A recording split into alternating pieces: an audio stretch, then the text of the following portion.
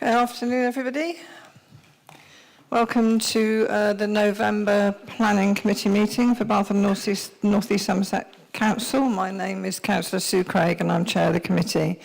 Please can I remind everybody to switch their phones, iPads and such like to silent during the meeting. The meeting is being filmed and the recording will be available on the council's website. Anybody speaking during the course of the meeting who does not wish to be filmed, please let us know. Item 1, I'll pass to Democratic Services Officer Karina Haskins to read out the emergency evacuation procedure. Thank you, Chair. If the continuous alarm sounds, you must evacuate the building by one of the designated exits and proceed to the named assembly point. The designated exits are signposted.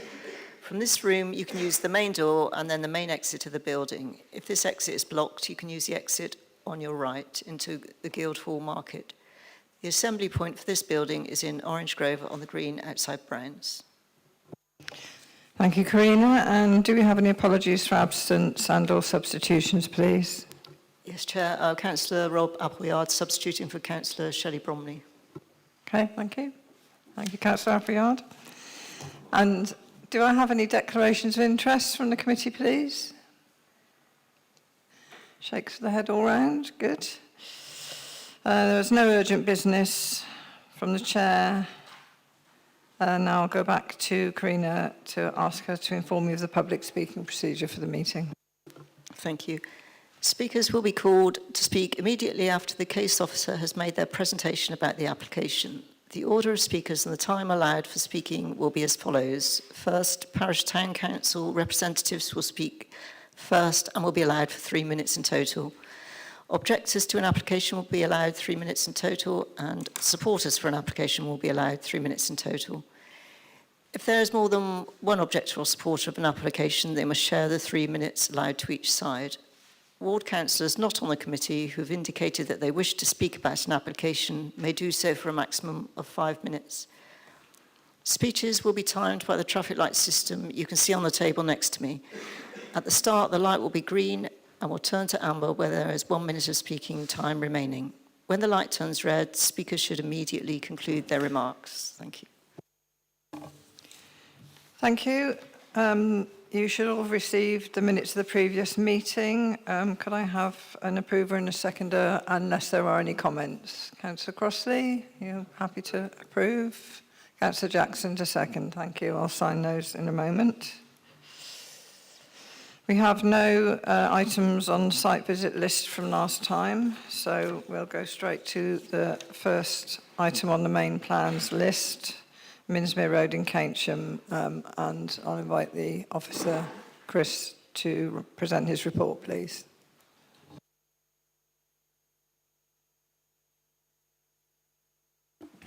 Thank you, Chair. So this item was deferred from the last planning committee, but just to quickly recap, it's an outline application for 70 homes with access, public space, planting, drainage and other infrastructure. All matters are reserved except for access, and I'll show you in more detail in a moment what that basically entails. Members will note the update report includes details of the triggers for the various financial contributions that have been agreed, and I'll go through those again in a bit more detail in the presentation. And there was also the reason for the deferral last time was around ecology measures and additional BNG. And I've got a slide or two on that as well, just to run through. So here's the site outlined in red. It's 3.31 hectares on land on the east side of Keynsham, just near the Chandag Estates. So to the north is the A4, and we've got, the site is sort of behind Minsmere Road, which is this road here. We've got Windrush Road up here, which connects into a public right-of-way through this sort of parking area here and runs down this way. We've got Herne Road, and we've got the Manor Road Community Woodland, which is a local nature reserve in this location here, as you can see in the aerial image. To the north is the Hugo Park development, which is part of the East Keynsham development. That's mostly completed now. I think this is an old image, and members who were part of the members tour did get the opportunity to walk around this part of the site. There's also, over in this direction, is the Withy's Green site, which came before Planning Committee earlier this year, and there was a resolution to grant, subject to Section 106, which is in the final stages of being finalised. And you can see the purple line is the route of the public right-of-way that crosses the site and then through the car park here. So just some photographs. I'll canter through these because members would have seen them last time, although for Councillor Appleyard's benefit, I won't go too fast. So this is looking from that parking area towards the Kissing Gate, which marks where the public right-of-way crosses into the site. And then this is continuing from that public right-of-way looking across the site to the east and to the woodland. And then we're at the north end of the site looking back towards that parking area. So this is that entrance point here. And then the properties on the rear of Minsmere Road. And then looking south from the north down across the site. Again, you can locate yourself by this fence line which marks the public right-of-way. And then on the other side of that fence line, looking to the north, so you can see the properties, the roof forms of the properties in the Hugo Park development to the north there, and the tree belts that come along the edge of the site. And then looking towards the Manor Road woodland and some of the entrances and the informal entrances that have been created into that. And now we're moving further south and looking west again towards Minsmere Road. And this is where the main site access will be. The access point for vehicles will come in through this location here. The maple tree that you'll see referred to in the committee report is this tree here.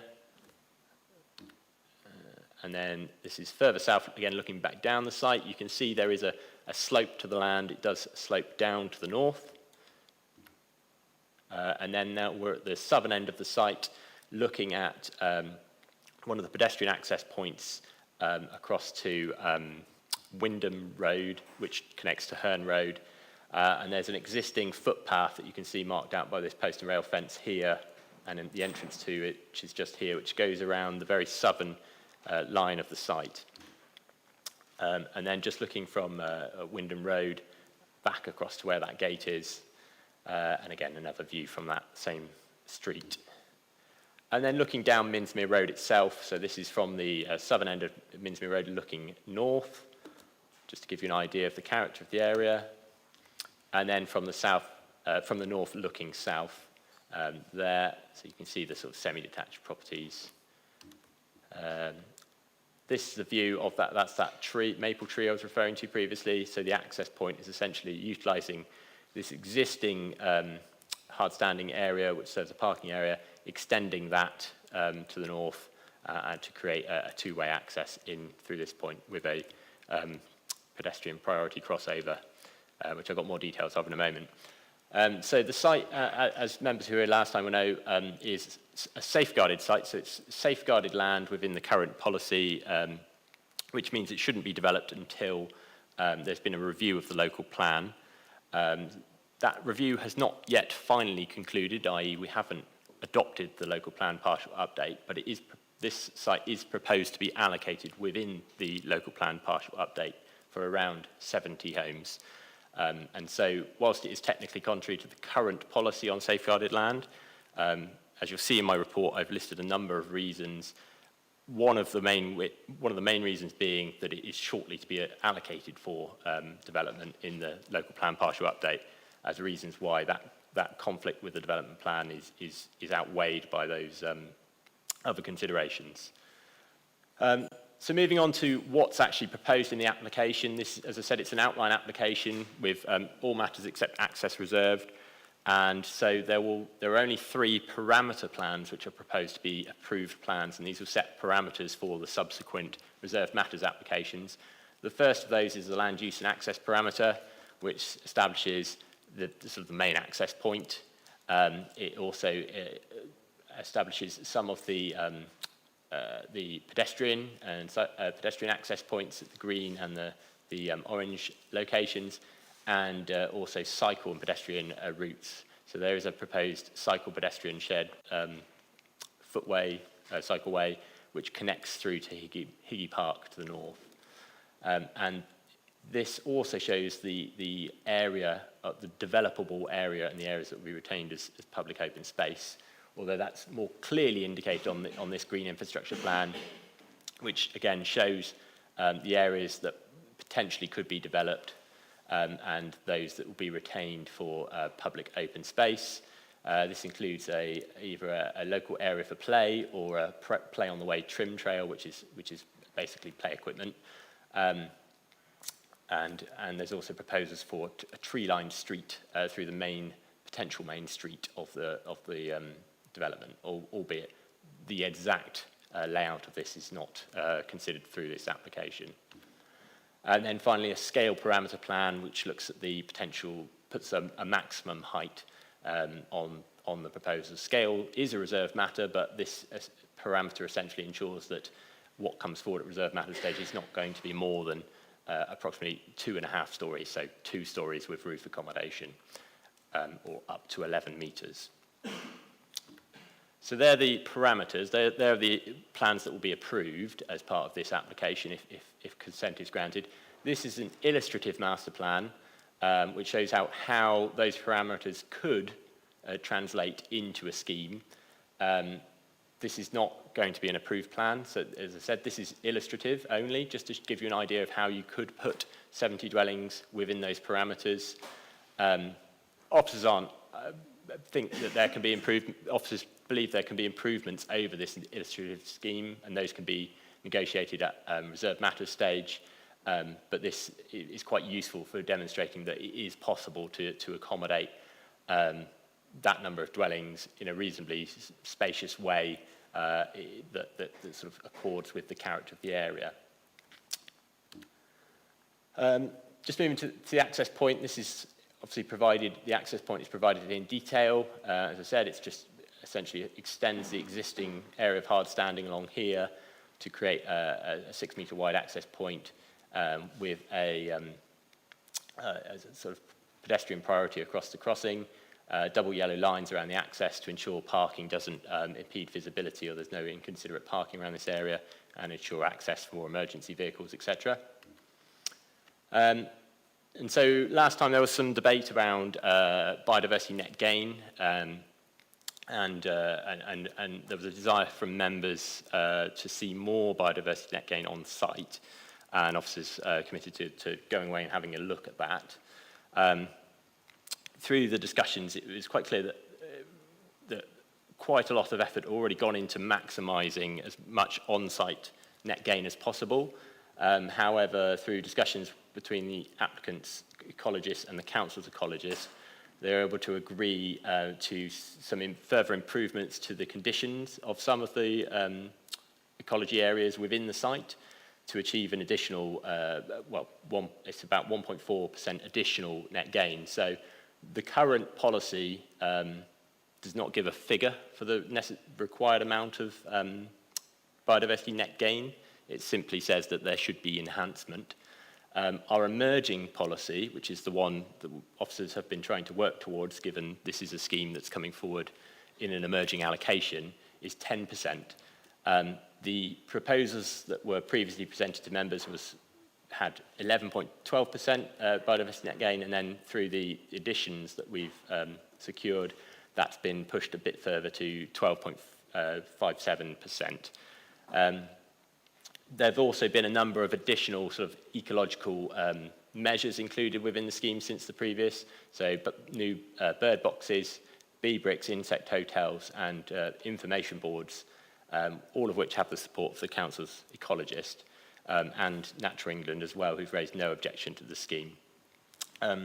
Now, they have also retained this element of off-site BNG, which is necessary for them to achieve that overall 10%.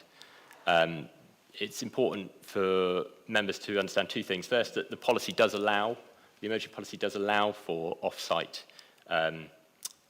biodiversity net gain. And secondly, in the way that the metric is calculated, they're actually they have to deliver. If you deliver net gain off-site, you actually have to deliver more as it's considered to be less valuable because it's further away from the site. So if this net gain was delivered on site, there would be less of it, even though its value would be greater. So just something to note there when thinking about net gain.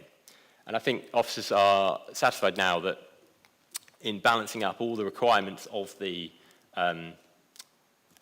emerging allocation, which is an allocation for around 70 homes, and the fact that they have complied with the policy on BNG, that the balance of on-site, off-site, and development density is correct. So moving quickly on to sustainable transport measures, I went into this quite some detail last time, but I'll quickly run over it again. To enable both the safeguarded land sites at East Keynsham, so that's the Withy's Green site and this site, to come forward without having a significant impact on the local highway network. There's a package of sustainable transport measures that's required to offset the impacts of these developments.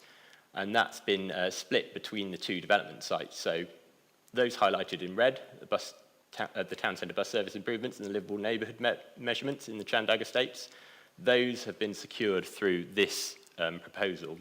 And I'll show you the contribution amounts in a moment. But the other measures, 1, 3, 4 and 5, have been agreed to be delivered by the developer of the Withy's Green site, which came before members earlier in the year and was approved.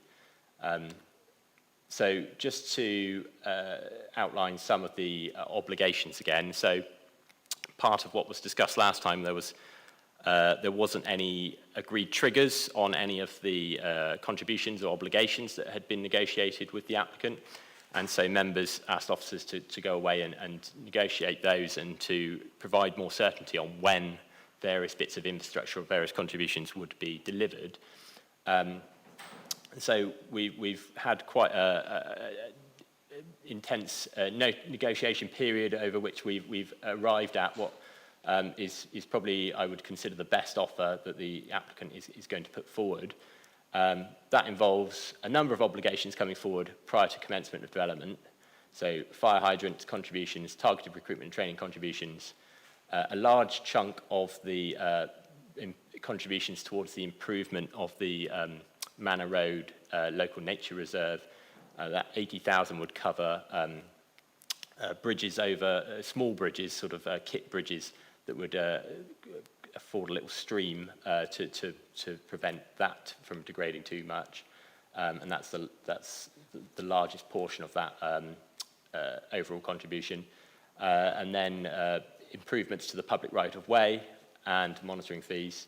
And then prior to the occupation of the first dwelling, the applicant has committed to delivering all of the bus stop improvements that have been agreed. 1/3 of the education contribution, so that's 200,000. A third of the sustainable transport measures contribution, so that's another 500,000, and travel plan monitoring fees. And then prior to the occupation of the 20th, another 500,000 for the sustainable transport measures. And then prior to occupation of the 30th dwelling, the second instalment of the final instalment of the Manor Road Local Nature Reserve improvement, and the second instalment of the education contribution. And then prior to the 35th dwelling, which is obviously the halfway point of the development, the final instalment of the sustainable transport measures, so the final 500,000. And then prior to the occupation of the 60th dwelling, the 200,000 for the final instalment of the education. So that's the total contributions amounted to 2.3 million, plus monitoring fees, plus the matters like the bus stop improvements would be delivered by the applicant. 2 million of that would be delivered before the halfway point in the development, with a significant sum of that coming even earlier. There are obviously the other obligations which I shared last time, and I'll mention. Obviously, it's important to always note, and we'll see this later when we're looking at other sites, brownfield sites. This site is delivering 30% affordable housing in line with our policy and our preferred 10-year split of 75% social rent, 25% immediate. There'll be obligations for them to deliver all of their public open space, obligations for them to deliver all of their net gain, and obligations to deliver the highways access works, including the cycle path pedestrian cycle path to the Higley Park. Quickly, just the bus stop improvements. The whole list is here. I won't read it all out, but it includes things like new poles, new real-time information, flags, timetable cases, and in the case of the Minsmere Road stop, relocate the current bus location to just past the new access with a cantilever-style shelter and a raised curb. So a number of improvements there. So officers are recommending approval as set out in the report. I'm happy to take any questions out of the speakers. Thank you. Thank you, Chris. And we have one speaker on this one, which is Chris Dolling. Would you like to come to the front?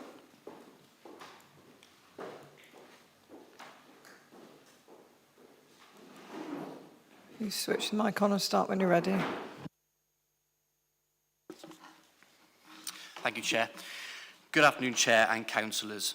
Following our previous committee meeting, we've been able to review and reflect on your two reasons for a deferral to today, which are the BNG and the triggers for the obligations.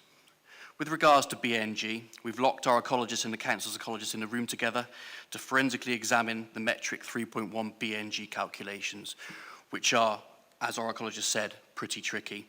This intensive focus has led to an additional 1.5% habitat gain on site being proposed, resulting in an overall of 12.57, as Chris mentioned, on and off site.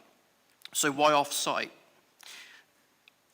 We've significantly over-provided green space on this site to the tune of 4,000 square metres, but because a BNG is calculated from the existing habitat baseline of that site, it's impossible to provide a policy compliant scheme with a 10% BNG purely on site.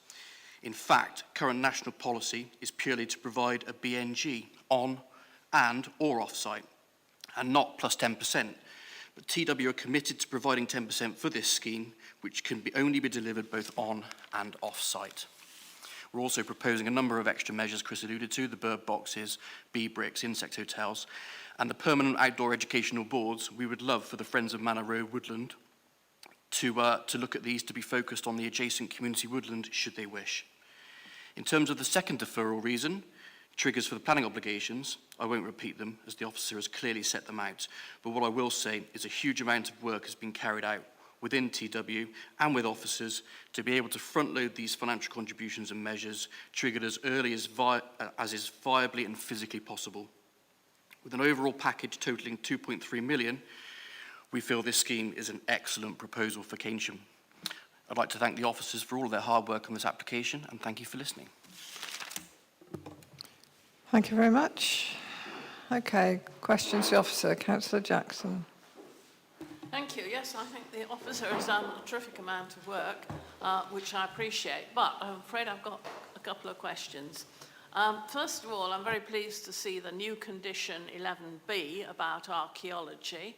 I was just wondering, though, what would happen if you did find something of national significance. Mosaics have been found in Keynsham before, so that's question number one. Question number two, I couldn't quite work out, it says in the papers, which I've read very carefully, that there will be an exit, is it to the south, at the bottom end of your diagram. But when the diagram came up, I couldn't see that there was a way out from the bottom of the site. You see where the yellow arrows are? That's what I was wondering exactly what that was in aid of. And finally, as you know, the 178 bus has been taken off. Will the developer be obligated to provide bus stops if we haven't got any buses? I realise the buses are a WECA matter, but or alternatively, there was an email exchange last night where the WECA mayor was proposing to take over the delivery of bus stops. So if there is a change there, will the developer have to stick to what's agreed here, or can it be dropped? Thank you, Councillor Jackson. On the archaeology point, it's worth noting that there has been a geophysical survey done of the site, which shown that the potential for archaeological features of only local significance. But the conditions that are proposed on there would require, obviously, I think it's trenching and excavations to determine exactly what is there.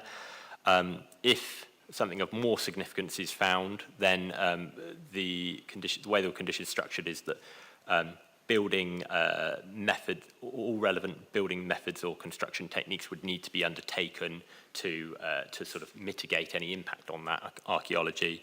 If something of really significant value, you know, if they've found a scheduled ancient monument under there or something, then that would be a matter for Historic England, and they may choose to step in and list the thing as a scheduled ancient monument, which would then, I'm sure, cause Taylor Wimpey all sorts of headaches, but it would basically prevent the scheme going forward in its current form. So that would be the sort of fallback position there, although, as I said, extremely unlikely.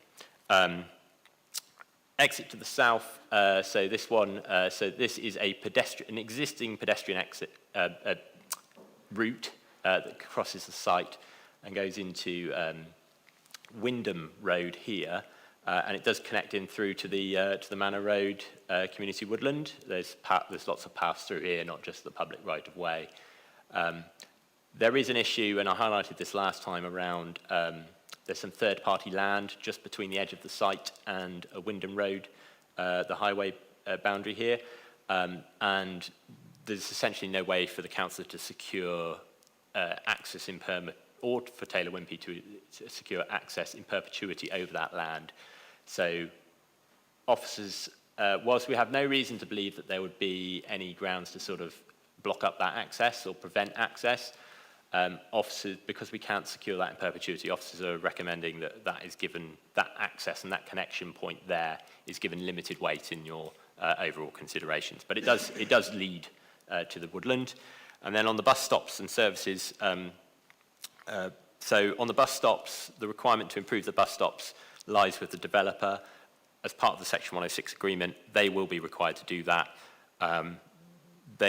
Only way they could sort of renegotiate that would be after a period of 5 years. They'd have to come back in and apply and demonstrate that that obligation no longer serves a useful purpose.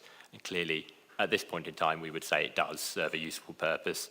And I can't see why that would change and why they would wait 5 years before building this development in any case.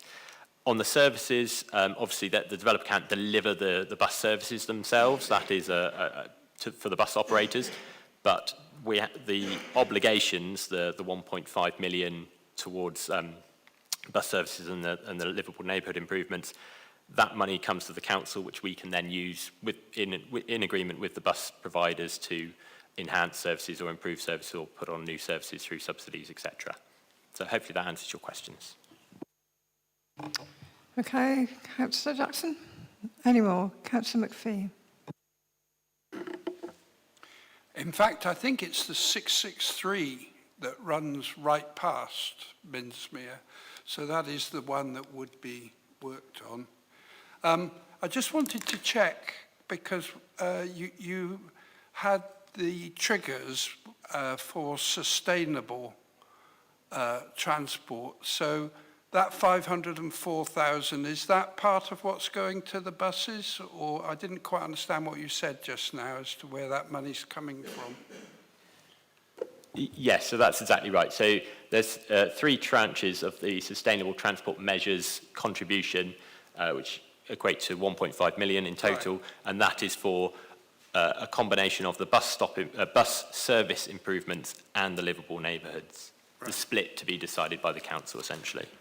Are there any targets? I mean, are we looking at providing a half-hour service?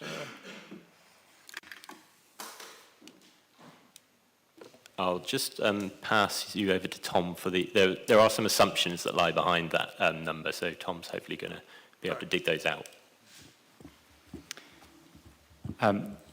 Yeah, so, I mean, there would be more work to go into this in the future, but the assumptions that we've looked at is that providing a 30-minute frequency. Right.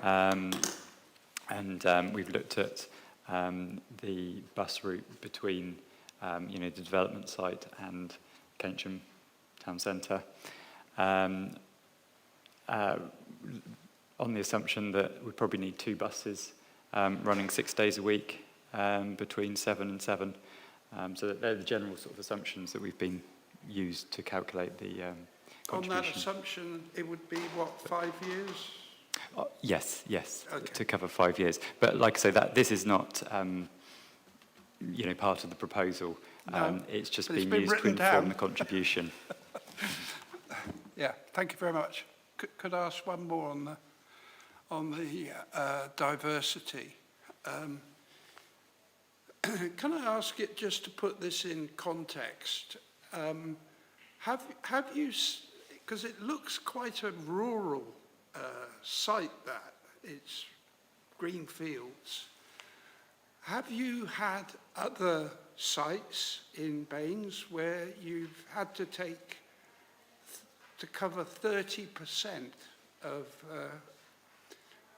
reduction off-site? I just wondered if this is an exceptional figure or very much part of your usual. So the answer to that is until recently, we haven't been requiring 10% improvement on biodiversity net gain, because, as I said, our current policy just says enhance. And so there rarely been any off-site proposals, and we haven't been able to sort of quantify it in the same way as we now do.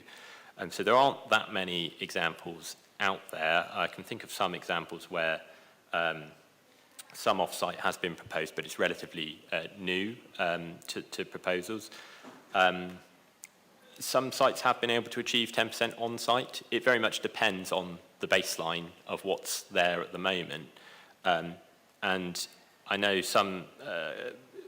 there's been some commentary around, greenfield sites should be able to achieve BNG on site because there's more space, etc. That may be true in some cases, but some greenfield sites, obviously the baseline is higher, and so your 10% is a larger number. And if you're having to build on that proportion of that site, you've got less space to achieve that 10%. So whereas brownfield sites, sometimes your baseline is a lower starting point, and so your 10% is not as high a number. So it can be it can be difficult to achieve on certain sites. But yeah, to come back to your question, I can't think of any particular examples I can point you towards that would be that helpful, but that's because we have only been applying this policy more recently. Final question. But we would be able to do that if we reduce the number of houses, clearly. Question. Yeah. Theoretically, if you were to reduce the number of homes and at the same density, then you would have to chop out quite a number of homes, I think, to achieve 10%. I think I don't want to speculate too much, and I think I've had these discussions with the applicant, but it was about a third of the number of homes would have to come out to achieve the 10%.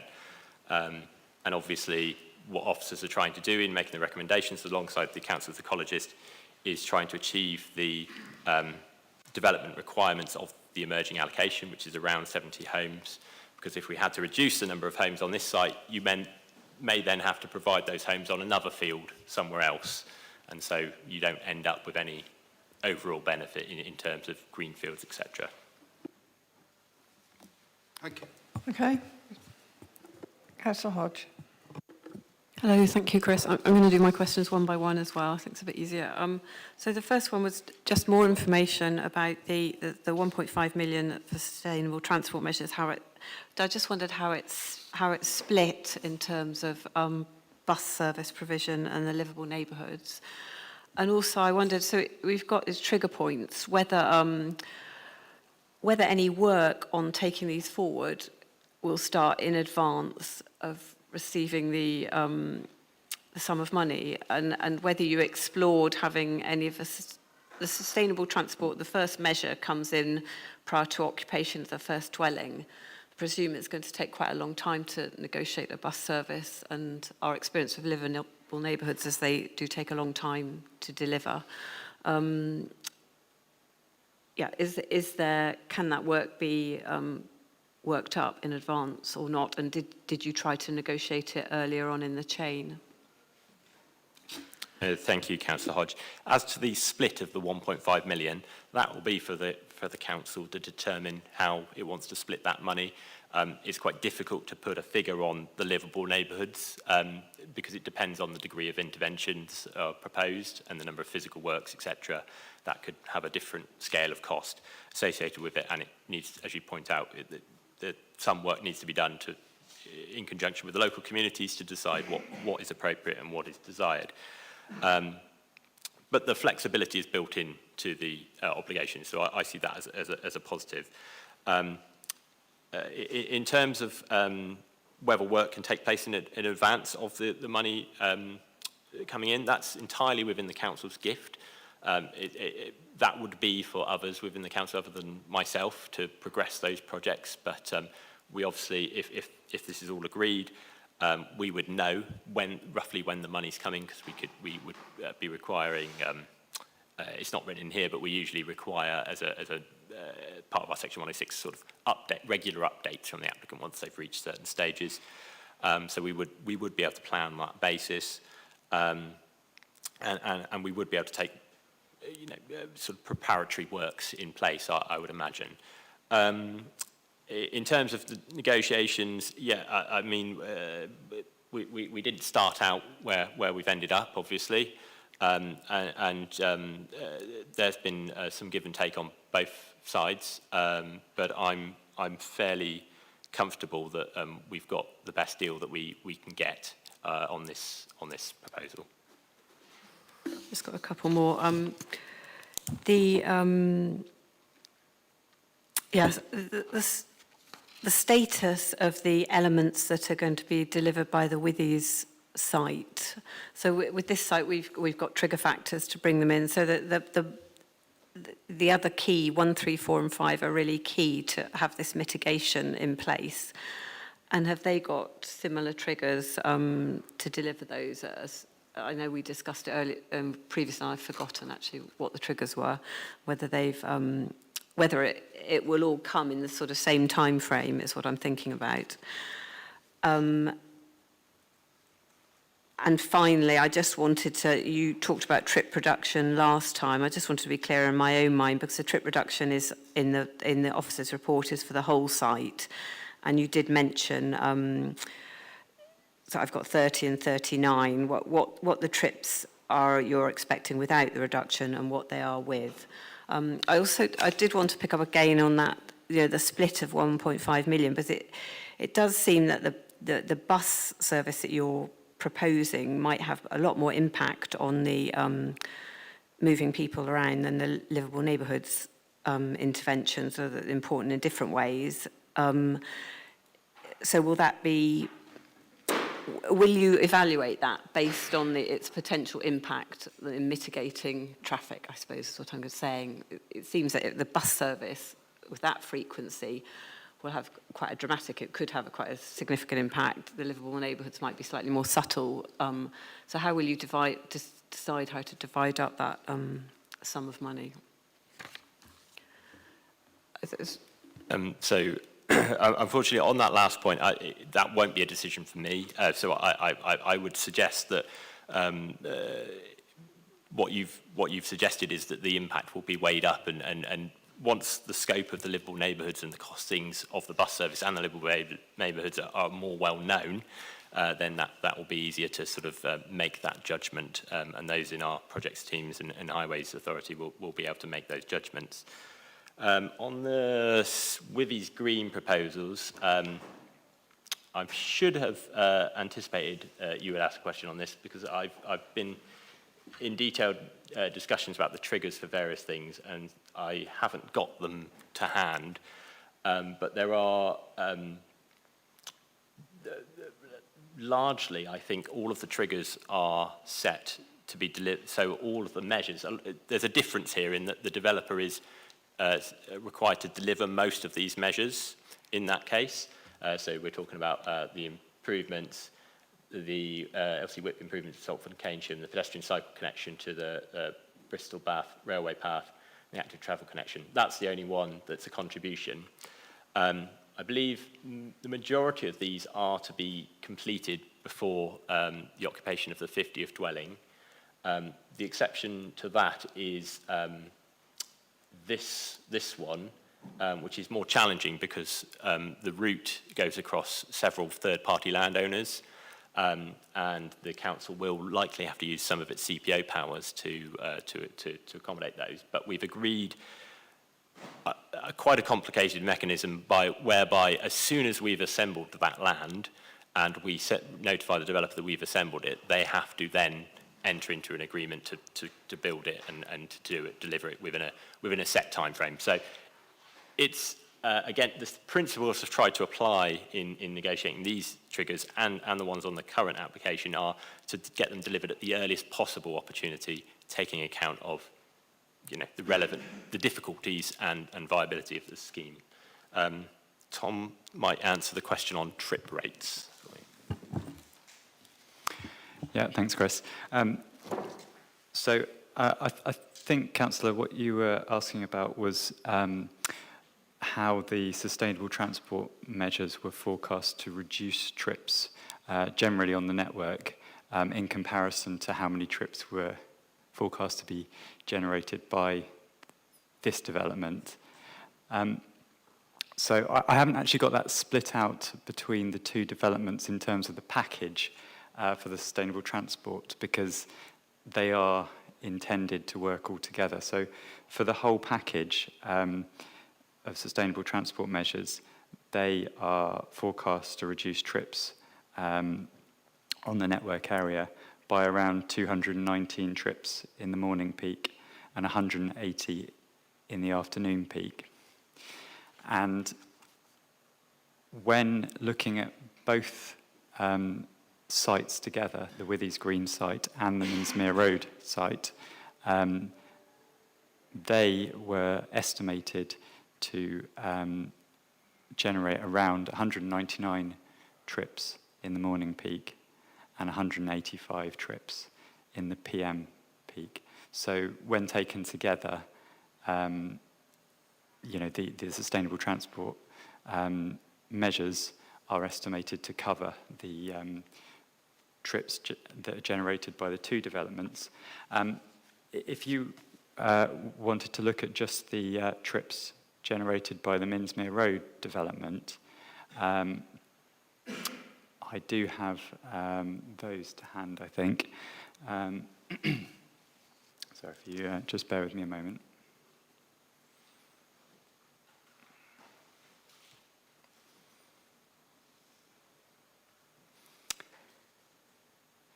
Yeah, so the Minsmere Road site is obviously much, much smaller than the Withy's Green site.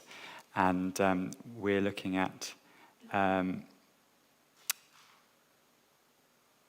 sorry, I'm just find the AM peak, 37 two-way trips, and in the PM peak, 31 two-way trips. Sorry, I had that written down. Is that the reduction, or is that what we end up with? That's really what I want to get a sense of what we end up with coming in and out of the site. So that's the... Yeah, I see. That is the net figure, essentially, that we're estimating. Okay. Okay, thank you. Okay, Councillor Hughes. Thank you. So I have two very short questions. One for Chris, one for Tom. That's okay. Well, actually, shall I start with Tom, because you're already on the issue of vehicle movements.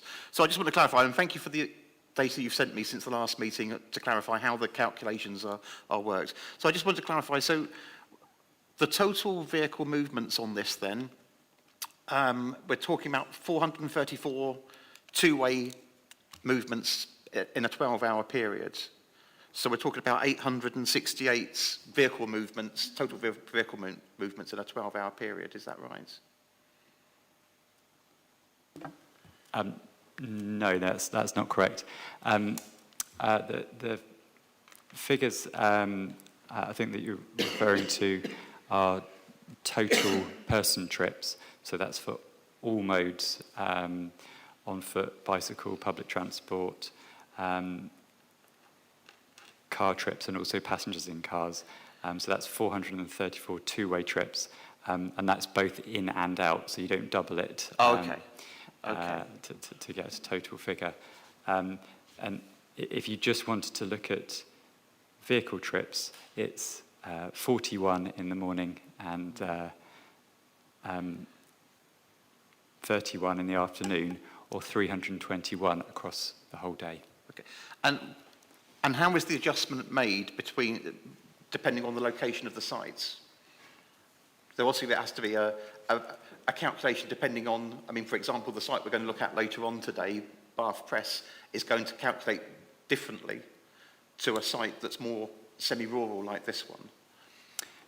Yeah, so the trip estimates that have been used are drawn from a very large database of surveys, and there's a large number of variables which are put in to select the sites which are used based on the location in terms of things like the populations nearby, the land uses, the tenure split, and you end up with a number of different representative sites for the area, and then an average is taken. What is also looked at is the typical modal split for the area as well, based on other surveys. So each estimate is specific to the site and will be quite different depending on the characteristics of the area. Okay. And do we actually go back and check and verify that these calculations after these estates are built? Have we got any historic evidence to prove that the calculation method is actually correct? Yeah. I think Chris might be able to give an example, but okay. Also the TRICS organisation do follow that up with travel surveys, and indeed we do through the travel plan process, and we're getting data in, for example, on the Higgy Park site already. Okay. Probably a better example than the one I was going to give, the Crest Nicholson BWR development, where the survey data from that has actually shown that the number of trips is lower than the estimated figure from the time. So. Okay, thank you. And I just have one more question for Chris.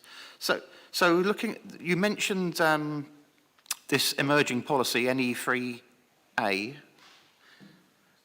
So where is that policy in terms of timelines? Is it part of the LPPU, or is it part of the full update? Or Yes, so it's part of the LPPU. It's coming through the partial update. Yeah. Okay.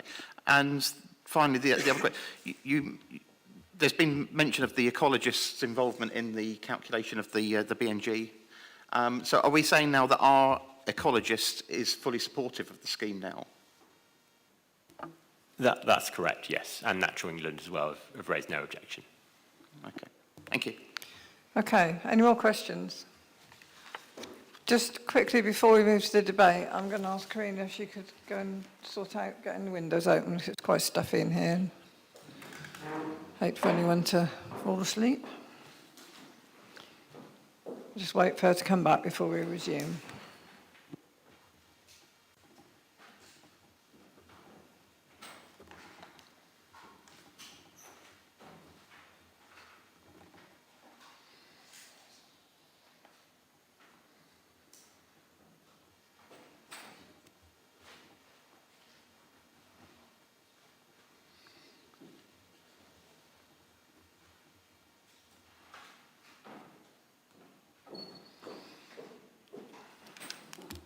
Okay, so that'll be done in a minute. So if we'd like to open the debate, and I'll turn to Councillor McPhee, who's the ward councillor for the area, to kick off the debate. Thank you very much. So, the first thing to say is that there is a lot to commend this case. I acknowledge that the planners have put a lot of work and got some good funds in. It's also clear from the answer that the officer gave that we're at the very beginning of dealing with LPPU type applications, And we're at the very beginning of really getting to grips with BNG calculations.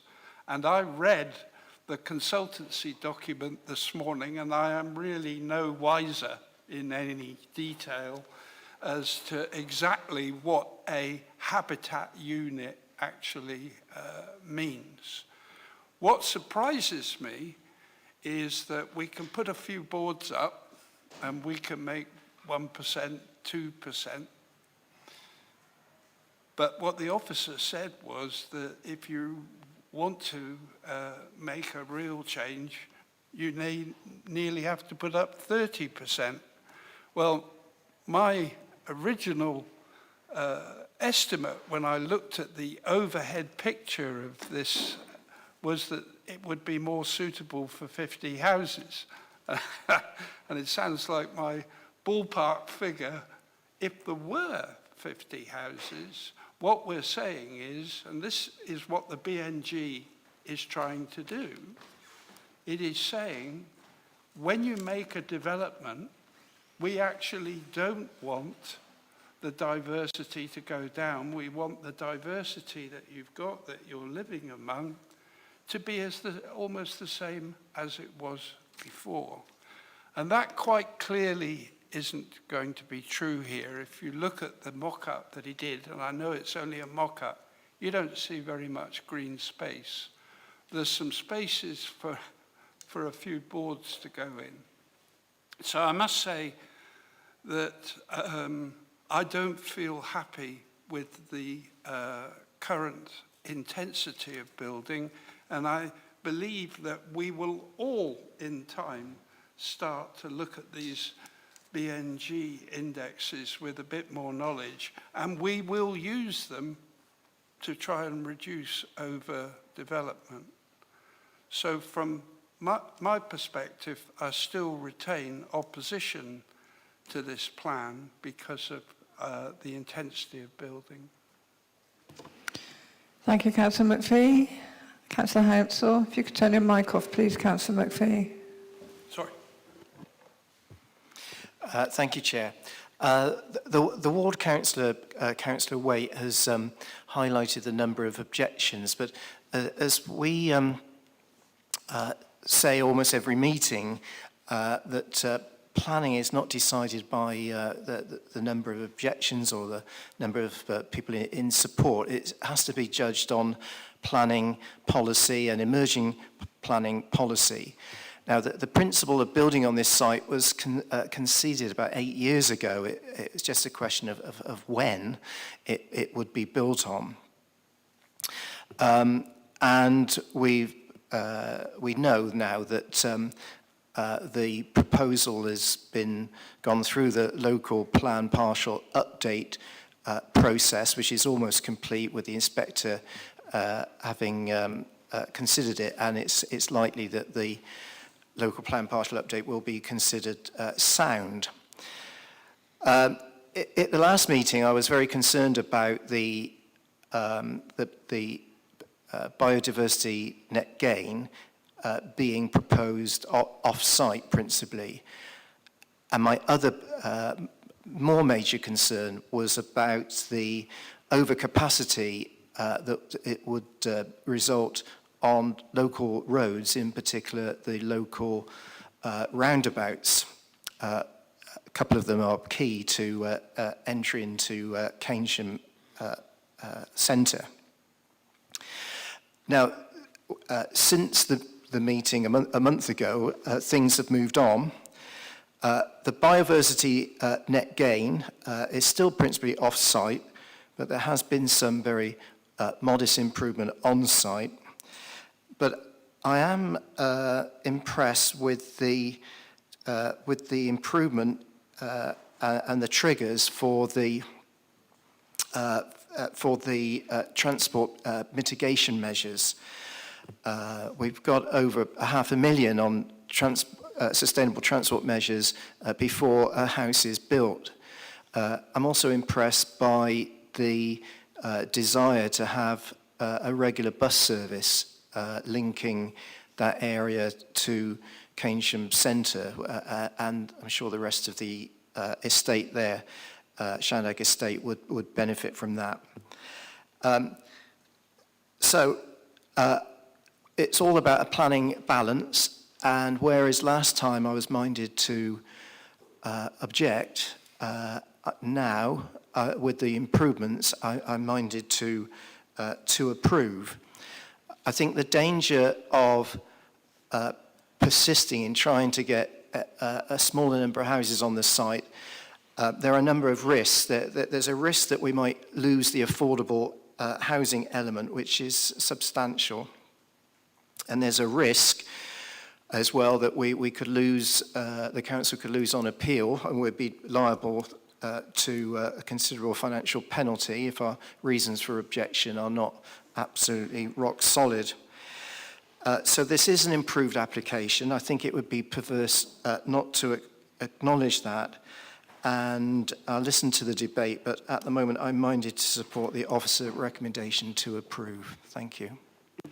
Thank you, Councillor Hansel. Councillor Davis. Well, it doesn't seem to be that keen for debate with people, so I'm quite happy to move. I would thank Chris. We asked for the deferral, I think it was up on my proposal, and thank Chris for all he's done, because I agree, Councillor Hansel, I think what he's done, he's got a really good deal, and actually I think we would be at danger of losing quite a lot of a benefit to the Keynsham community if we actually went against this. So rather than prolong the debate, if people wish to carry on debating when I propose, that's brilliant. But I would propose that we accept the officer's recommendation as printed in our papers. Thank you, Councillor Davis. So we have a motion there to support the officer's recommendation. Do I have a seconder? Councillor Crossley, would you like to speak, or just happy to second? Right. So I think I spoke in favour of this application last time, and I think what we've got here is the difficulty we have the whole time with the whole planning process, which is the fact that planners don't look at what our local plan is. And I think if we could ask the government to do anything, it would be to say to look at what the local plan is, and the value of the land is the value of the local plan, not what they wish it to be, with mitigating circumstances. But what we've got here is an application where we've got 30% affordable at 75-25, which is what we ask. So it's policy compliant. And the problem we have week after or month after month when we come to these committees is looking at planning applications where developers look to remove the affordable part of it, and they look particularly to move the socially rented affordable part of it. And here we've got a scheme which has that in compliance with our policy, 30% at 75-25. And I think that, you know, we asked for some improvements, and congratulations to the officers for coming back with some improvements. Let's not beat about the bush. They are only small improvements. So I hope those small improvements will be enough to convince members of the panel that were hesitant last time to go with it this time. So I'm more than happy to second Sally Davis with approval. Thank you, Councillor Crossley. So we have a motion on the table, but we will continue with the debate until people are happy to move to the vote. Councillor Jackson. Thank you. I was going to second it too, but say that I was going to vote for it through gritted teeth, because, well, first of all, I'm rather sentimentally attached to that maple tree, but I'm not entirely convinced about the biodiversity net gain and the way it's going to be accomplished and so on. But I think that what our problem is, we have a local plan which is going to be, I hope, it's updated, it is going to be accepted, and it brings our local planning policies into line with climate emergency and what we now understand about the environment. When this field was set aside in 2014, I've not got a clue about these matters or the importance of green fields, but it was set aside then, and we just have to fight the battle, you know, according to the lines that were laid down then. There's nothing we can do about it. So with gritted teeth, I'm going to support this resolution. Thank you, Councillor Jackson. Councillor Hughes. Thank you. I mean, I agree with the majority of the comments that have been made. I mean, the packages does look very good. I mean, the affordable housing is what we want. The contributions are very good. The sticking point for me is still this biodiversity net gain. I think we seem to have, it seems to be still an afterthought. We've declared an ecological emergency, yet the BNG seems to be an afterthought, and developers really need to be looking at that at the concept stage when they're working out the working area of a piece of land before they even acquire it. It seems that they acquire a piece of land, they need to build 70 houses to achieve a certain figure. And say the BNG is an afterthought, and they think, well, we'll put it down the road. And for me, the problem with moving it down the road is that it benefits neither the existing residents at this location or the future residents at this location. So, for that reason, I find myself agreeing with Councillor McPhee on this one. Okay, thank you, Councillor Hughes. Do we have any more contributions to the debate? Councillor Hodge. Yes, I've got similar concerns, and building on what Councillor McPhee said, I think the allocation, when it was safeguarded land, obviously there's no allocation, and I think that the thing that really sticks for me in here is that the point at which 70 dwellings was decided to be allocated in the LPPU, so because I would feel entirely differently about it if it was 50 or 60 dwellings, but that figure has gone in and we're kind of stuck with it, and it doesn't seem consistent with to have an LPPU that develops our biodiversity net gain policy and works toward 10%, and then we've got an allocation for the land that doesn't allow us to really achieve that. So it feels like two things running against each other. On balance, I think it was, for me, it was important to dig into the mitigation, the transport mitigation issues. I do feel a bit more reassured about those, and if I support it, it will be like my colleague over on the other side, through gritted teeth. I walked around that site and heard a lot of birdsong and a lot of people walking their dogs and children walking back from school freely across that green area yesterday. And so I am minded to support it, but through gritted teeth, as I said before. Thank you, Councillor Hodge. Do we have any more for the debate before we move to the vote? No? Beg your pardon? Okay, well, it's my decision, Councillor Appleyard. So the motion we have on the table is to support the officer's recommendation, proposed by Councillor Davis and seconded by Councillor Crossley. All those in favour?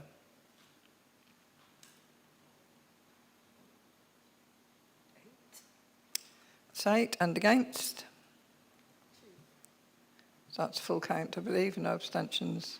So that is carried. So the officer's recommendation, delegate to permit, is carried. We've been going for about an hour. Do you want to do the next one, or would you like a break? Okay, a very short break.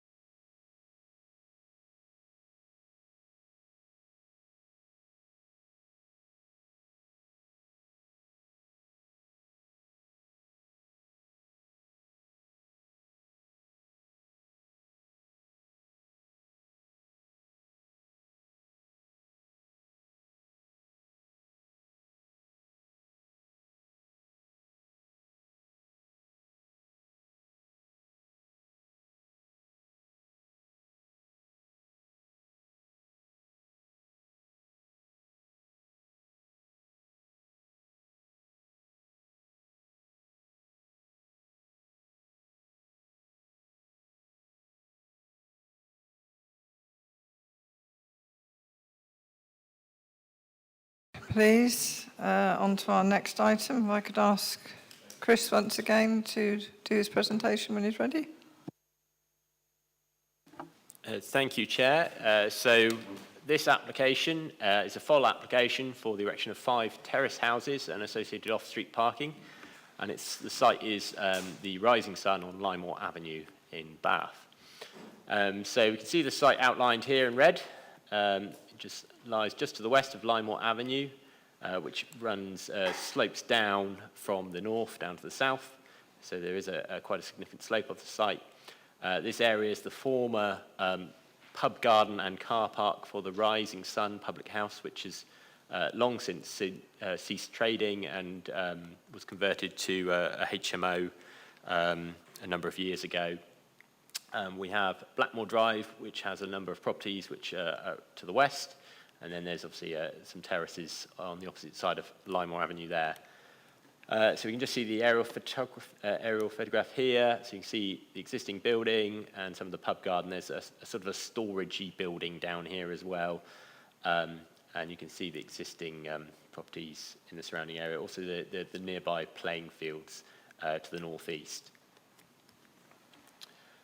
So just a more detailed existing site plan. So you can see the pub garden consisted of a hard paved area, a bit of a grass verge, and then a sloping bank, and then a sort of parking area yard down here. And you can see that there is not really much of a pavement on the west side of Limemore Avenue in this location. This is mostly just a little bit of grass verge along here. And you can see the relationship. These are residential. These are garages associated with residential properties, so rows of single garages in a courtyard arrangement. So there's a bit of history on this site, stretching back to 2014, 2015, when there was a proposal for 3 dwellings approved on the site, and this is an elevation towards from Limemore Avenue. So you can see the Rising Sun former building up here, and then as the site slopes down, you can see the 3 detached dwellings that were consented in a clearly sort of contemporary style, and that was granted in 2015. There was subsequently an application for sort of that was implemented. So contrary to what the original committee report says, if you read the update report, some further evidence has been provided to demonstrate that commencement of development did take place before the permission expired. These haven't been built out, but this permission does remain extant and is a material fallback position for members to keep in mind. There was a subsequent application in more recent years for sort of redevelopment of the whole site, including the Rising Sun pub into a block of apartments. That was refused by officers for 3 reasons. The first being design, the second being living conditions and impacts on neighbours, primarily some in Blackmore Drive, and insufficient parking against the current parking standards. That appeal was dismissed by the Planning Inspectorate, but they only upheld the refusal on the design and living condition grounds. On parking, they didn't uphold that decision. They said that the parking situation in the surrounding area on the street was not that bad. There's a direct quote in the officer report. And just before I go on to explain the proposals as well, it's worth noting that the proposals have changed significantly since they were originally submitted in this application. So they originally included the Rising Sun pub, or former pub, and included an extension to this area here to create another 2-bedroom apartment, a 2-bedroom dwelling in this broad location. Following concerns, that's been removed from the scheme. The red line has been reduced in size, and it's just been focused on the 5 terrace dwellings now. So this is the proposed site plan. You can see a row of 5 terrace dwellings proposed with a parking area at the southern end. The parking provides 5 surface level spaces with car lifts to provide another 5 spaces underground, and I'll show more detail of that in a moment. but it also includes the provision of a new pavement and a crossing point on Linemore Avenue, which I'll come to in a second. Typical floor plans for the proposed dwellings. So you've got ground floor here. So this is the Linemore Avenue end. So you've got a bit of defensible space at the front of the property, space for bin storage. You've got kitchen, lounge, living room, etc. on the ground floor. Quite a tight and small outdoor yard with cycle and garden storage. First floor, you've got bedrooms, en suites, and then you've got some accommodation within the roof as well. So just to see how that expresses itself in another more detailed site plan, again, you can see that there. And then we move up the stories. You can see all properties proposed to include air source heat pumps as well to meet their sustainable construction requirements. Access is via this location here at the bottom of Linemore Avenue, and then just the roof plan again here. So this is an existing elevation, so again you can get an appreciation of the levels. And as originally submitted, this scheme did include dwellings that were almost 3-storey in height. So this was the originally submitted proposal.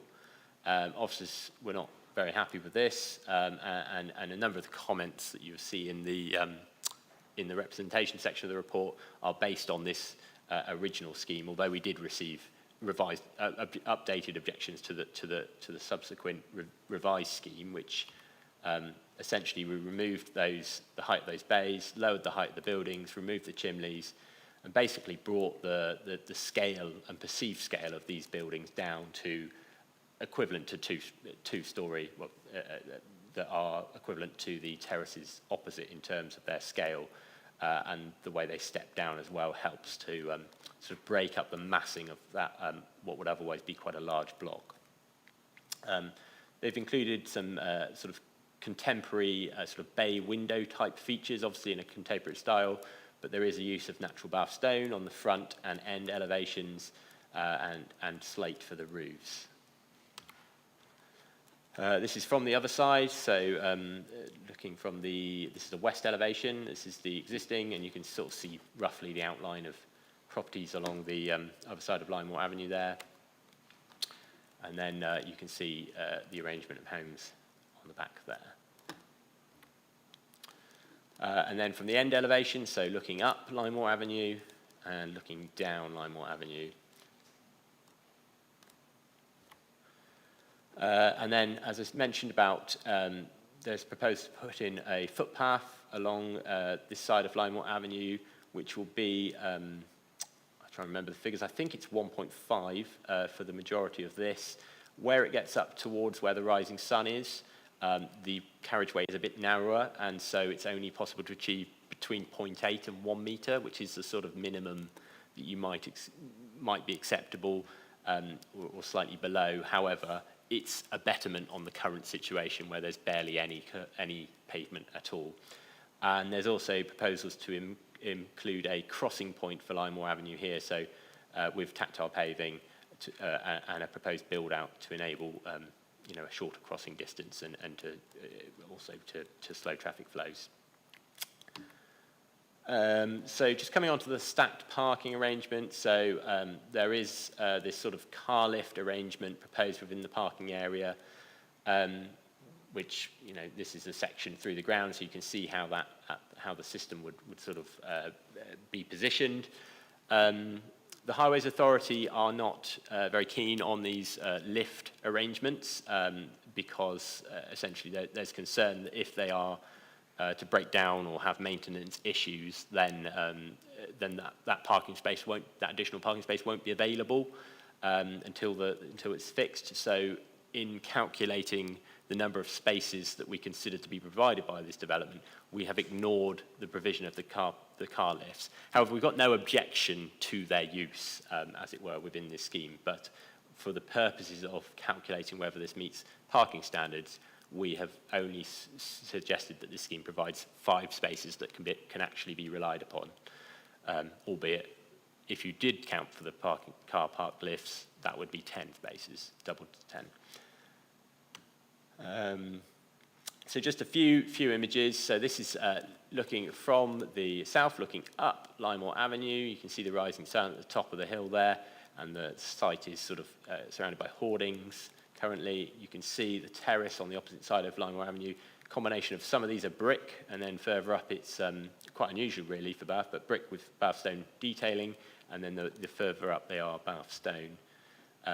This is the sort of site entrance, so there's this little store building in here. As you can see, it's all secured and boarded up. You can see properties on Blackmore Avenue in that corner there. Some of the off-site trees which have been considered and taken into account, and the root protection zones avoided. And then inside the site, as you can see, some works have taken place to commence that original consent. And there's 3 properties on Blackmore Drive which do face a relatively close distance to the back of these properties. There is a public footpath which runs down between the gardens of Blackmore Drive and the fence line of the site here as well, which is worth noting. So just another view, looking up the hill. And then on the other side of Lymore Avenue, there's the properties which are with the Bath stone elevations. Again, terrace style, stepping down with the hill. There you go. And then a little bit further up Lymore Avenue, you've got these later style of housing with sort of the bay windows included. And then turning around, so we're just beside the rising sun, which is just on the right here, looking down towards the site with the hoarding, the terrace on the left there. And then a little bit further back again, you can see the rising sun pub there, although obviously no longer in use. And then just from the west, so those 3 dwellings on Blackmore Drive. You can see the rising sun is this building here, so the site sits behind all of this. So the officers are recommending the application for approval, and I'm happy to take any questions after the speakers. Thank you. Thank you, Chris. Right, we have 3 speakers on this one. If I could have John White up to speak first of all, please.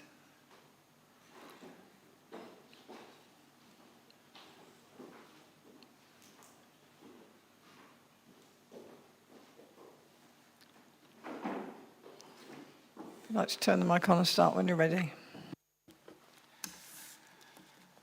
Yes, good afternoon. My name is John White. I am the planning agent on behalf of the applicant before you today. The brownfield site, originally the car park of the Rising Sun, has been vacant and boarded up for many years and has an extant permission for 3 detached dwellings, and this is the fallback position. The proposal you have before you is a result of many discussions with the planning officer, who is presiding over this case today, since the application for 5 terrace houses was first submitted in December last year. It has been dramatically reduced to 2-storey houses rather than 3-storey houses. They are more affordable and more appropriate in size and design to the properties across the road. It could be noted that the revised proposals do not include any works to the former Rising Sun pub and has been designed to be respectful and subservient to it. Objections have been raised as to the density of the proposal and the reduced amenity space.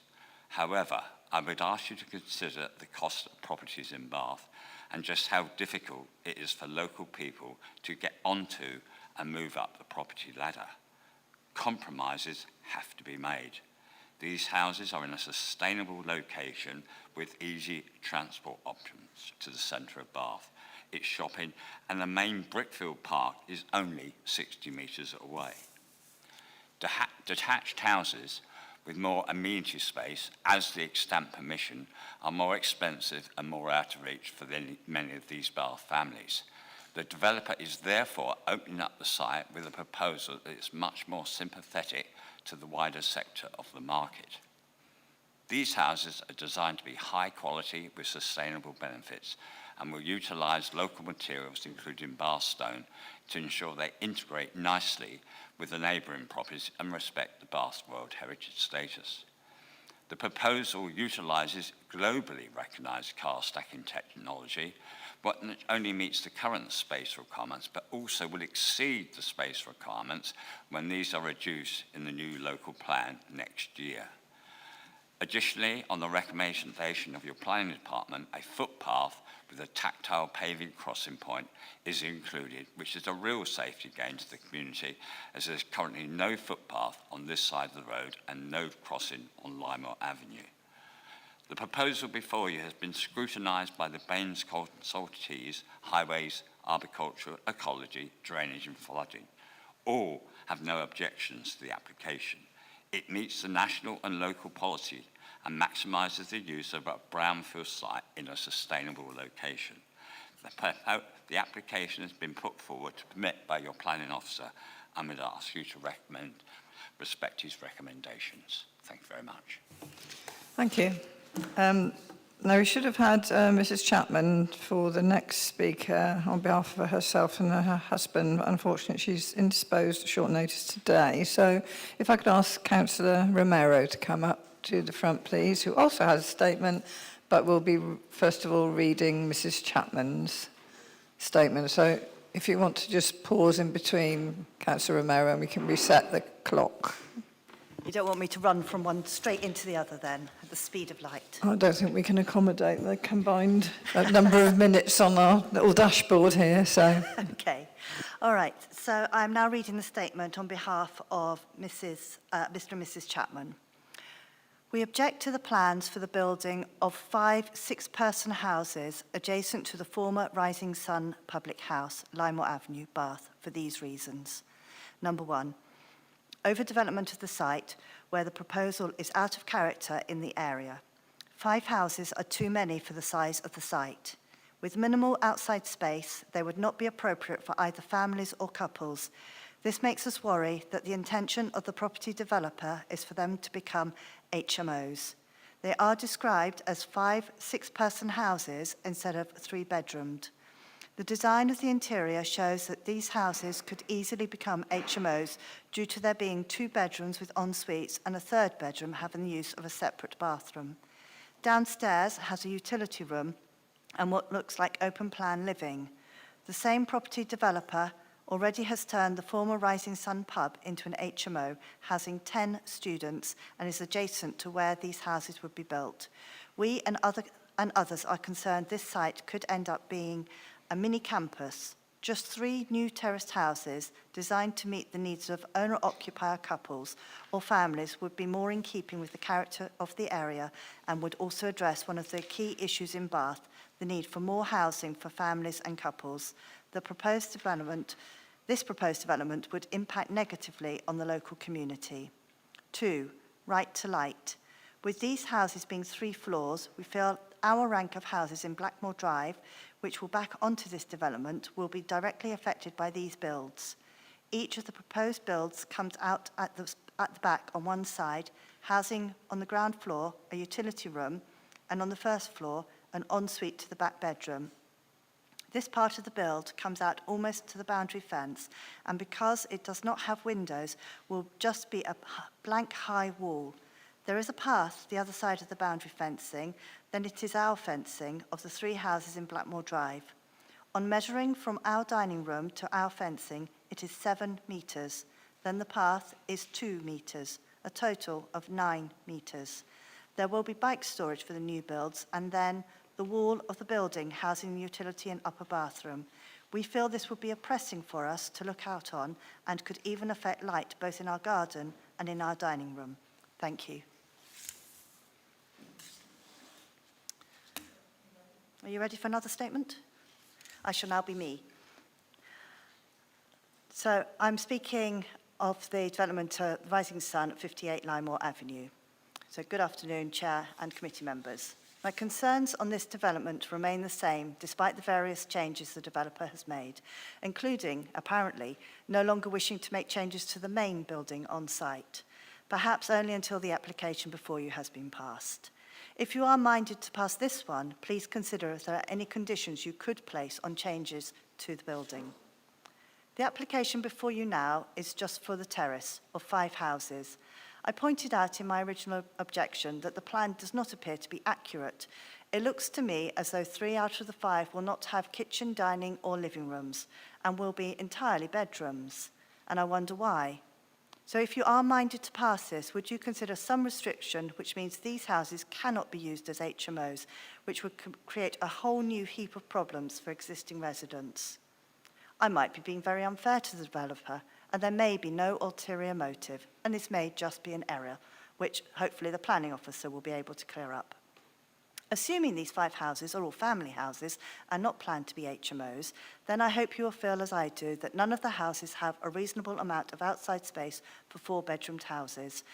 5 houses of this height and massing, filling all the space in this plot, will have an overbearing impact, particularly on the houses behind the development, as you heard, in Blackmore Drive. I do not object in principle to any houses on this site, but I do think you have good grounds to turn this application down on the grounds of overdevelopment. My other concern is the exit from the proposed car park. The access is already set back. In order to get proper visibility, a car will need to be actually in the road and in the traffic. You may not be aware, but parking for the existing houses in the Victorian terrace opposite the entrance already restricts the flow of traffic to a single lane. I'm not a highways expert, but I'm not convinced that the visibility display being put forward from the car park will serve the purpose intended, particularly looking uphill. I have had several requests to change the give-way stopping point up the hill, as visibility from that point is already poor, and we've had reports, and indeed I've had experiences myself, of near misses going downhill. The entrance to the car park as planned, and with more cars at this narrow point, with parking opposite, will only make matters worse. I also have concerns over the fancy car lift, but that's more about my cynicism on the reliability of such technology. But if it fails, then there will be inevitably additional pressure on parking in Limemoor Avenue, as Chris just said, of 10 more cars. And please bear in mind that this road and nearby streets will be dealing with the consequences of the planned nearby residence parking zone for Westmoreland and Oldfield Park. I note there's a suggestion of a new footpath, which I assume can only be achieved by cutting out the bank, and I assume also there will be some form of new retaining structure in place to make sure that that side stays in place. But my other question I have is, will the new crossing point that is suggested require the removal of parking? If so, please remember that parking here is at such a premium, and also in the streets nearby. Therefore, I would like to ask that this application be refused on the grounds of highway safety, lack of amenity for each property, and overdevelopment of the site. If you are in any way unsure about refusing this application, then please see the site for yourself and the parking situation and ask for a site visit. Thank you. Thank you, Councillor O'Meara, and thanks for reading it as the one at short notice. Okay, questions? Do we have any questions for the officer? Councillor Hughes. Thank you. First of all, just a very quick question to do with these parking lifts. Apart from the fact that obviously the photographs that they show of them in the documents, they look pretty ugly. But so if they're in their plan, what's the implications if they don't deliver them? Because you're dismissing them as far as allocation of parking spaces, but they're obviously not cheap to put in. Yes, so when implementing a planning consent, unless required to by a condition or an obligation in Section 106, you're not required to complete every part of a development. And so you do have to build in accordance with your approved plans, but that doesn't mean you have to technically finish the development. And so it would potentially be possible that they could not implement those car parking lifts, because we haven't suggested that they're a necessary element of the scheme. And so they could choose not to deliver them. Okay. It would be the simple answer. And second, and just on the heights, you mentioned that they were of the same height as the buildings opposite. So the view of the houses, not that side, not the back of them, the front of them. So that's the front. Now, when I look at the picture of the houses opposite, those look significantly taller. Maybe it's just an optical illusion. But when I look at the height of the door frames in relation to the actual houses,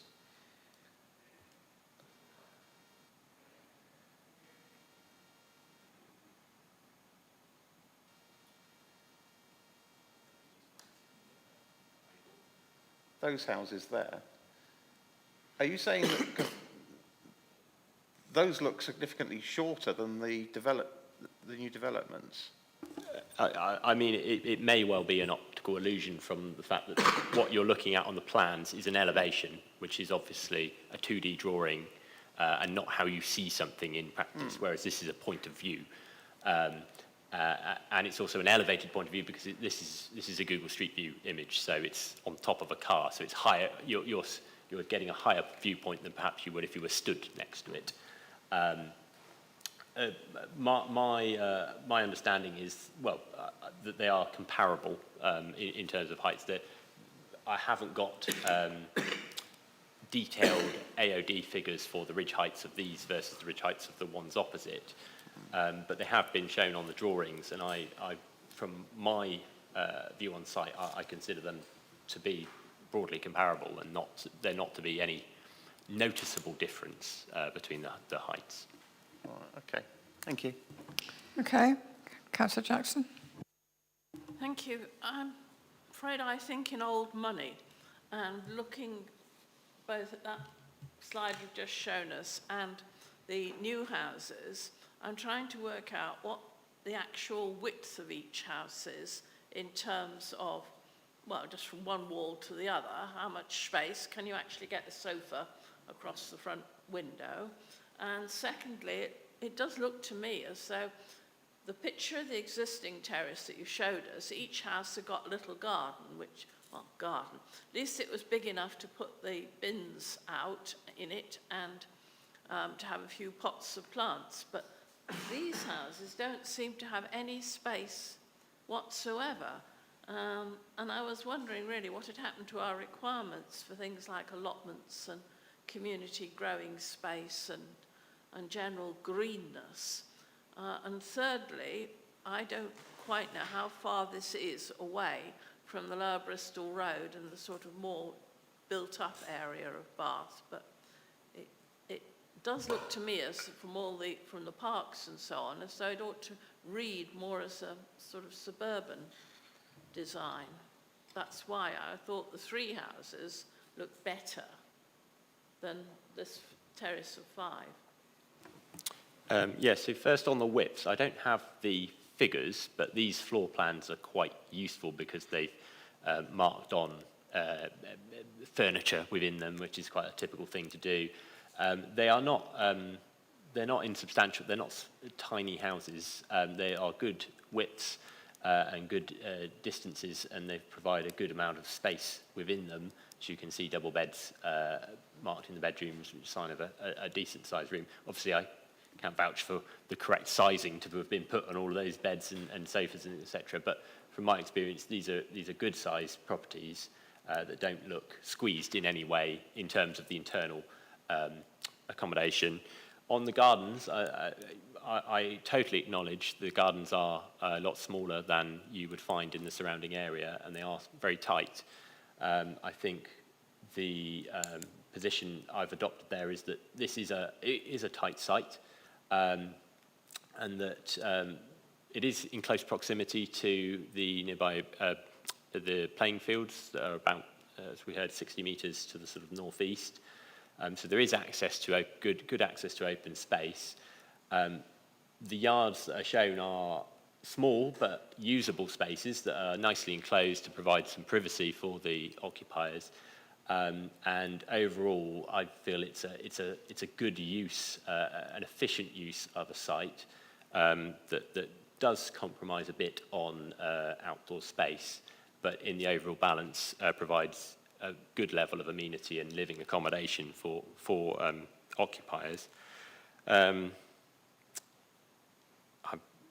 jotted down my notes here. You said something about space standards. Just to note that we don't have any adopted space standards for residential accommodation, albeit I think the internal space standards here would meet the nationally described space standards, which are a material consideration but are not part of our development plan. And then in terms of community growing space, so the policy is not prescriptive on opportunity. It says it requires there to be opportunities for providing local food growing, and that can mean things as minimal as window boxes. Obviously on larger scale developments, we would be looking for more things like allotments, etc. But on a scheme of 5 dwellings, which is considered to be a minor development, we wouldn't be able to insist on that level of provision. And so this would certainly be at the lower end of window boxes. And again, that is partly a compromise because of the tight garden spaces that are proposed. I think that was... and distance. You said about distance from the Lower Bristol Road. I don't have a figure for the distance from the Lower Bristol Road. Let's go... trying...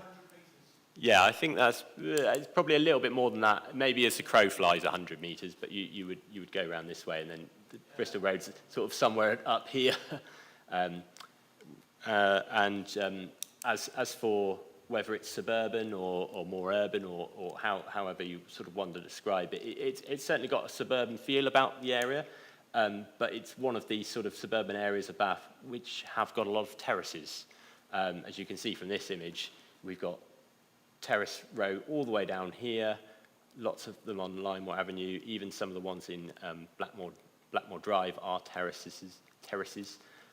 There are some more sort of semi-detached properties and certainly more suburban as we get this way, but I think as we head this way, it's more on the urban side of things, depending on what words you want to use to describe it. But hopefully that answers all your points. You have a follow-up, Councillor Jackson? I had thought that it was closer to the cemetery than it is. It's obviously lower down, south down, and I am struggling a bit because I don't know the area. But what I was wanting to ask, perhaps Ms James can give a ruling on this one. In July this year, we refused Lansdowne View, which I think was 7 houses sort of packed in to what was actually a bigger space with wildlife than this one here is. And I was wondering if it was relevant to make a comparison, or whether we need it to be consistent or not, or what. I'll come in on that. So this development isn't really directly comparable to that one, so you need to set that aside and consider this one on its merits. Okay. Councillor McPhee, I do apologise. I went out of order then. It should have been you after Councillor Hughes, but please go ahead now. I'd like to pick up and get your comments on Councillor Romero's comments.